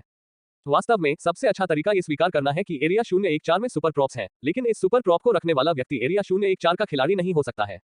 दूसरे शब्दों में, यह एक आपदा है। यदि वे एक दिन के लिए सुपर आइटम का उत्पादन नहीं कर सकते हैं, तो विदेशी खिलाड़ी इसे जाने नहीं देंगे। यह अभी प्रारंभिक चरण है और भविष्य में प्रतिस्पर्धा करने के लिए और भी खिलाड़ी होंगे, लेकिन अगर इस समय कोई आगे आता है और एक सुपर आइटम लाता है, जब प्रॉप्स खेल में प्रवेश करेंगे तो विदेशी खिलाड़ियों का ध्यान भटक जाएगा, जिससे एरिया 014 तूफान के केंद्र से हट जाएगा। एकमात्र प्रश्न यह है कि खिलाड़ी को मूर्ख कैसे बनाया जाए। जिस खिलाड़ी को सुपर आइटम मिला उसे कोई खबर नहीं, शीर्ष पर बैठे बूढ़े व्यक्ति ने राजसी चेहरे के साथ पूछा। एक ही मेज पर बैठे सभी लोगों ने अपनी निगाहें अतीत की ओर मोड़ ली और सैन्य वर्दी में बूढ़े व्यक्ति ने कहा, पायनियर फोरम ने उसके लिए सुरक्षा उपायों की घोषणा की है। किसी भी खिलाड़ी ने हमसे संपर्क नहीं किया है। जिन खिलाड़ियों ने पोस्ट पढ़ी है उन्होंने सब कुछ जांच लिया है। कर सकते हैं, समय ठीक नहीं है। खिलाड़ी देश पर भरोसा नहीं कर सकता, ये हमारी लापरवाही है। बूढ़े व्यक्ति ने गंभीरता से कहा, पिछले 1 घंटे में जो हुआ उसने हमारी लापरवाही साबित कर दी है। भले ही प्रतिद्वंद्वी हमारे देश से हो, हम अपनी क्षमताओं से उसकी रक्षा नहीं कर सकते।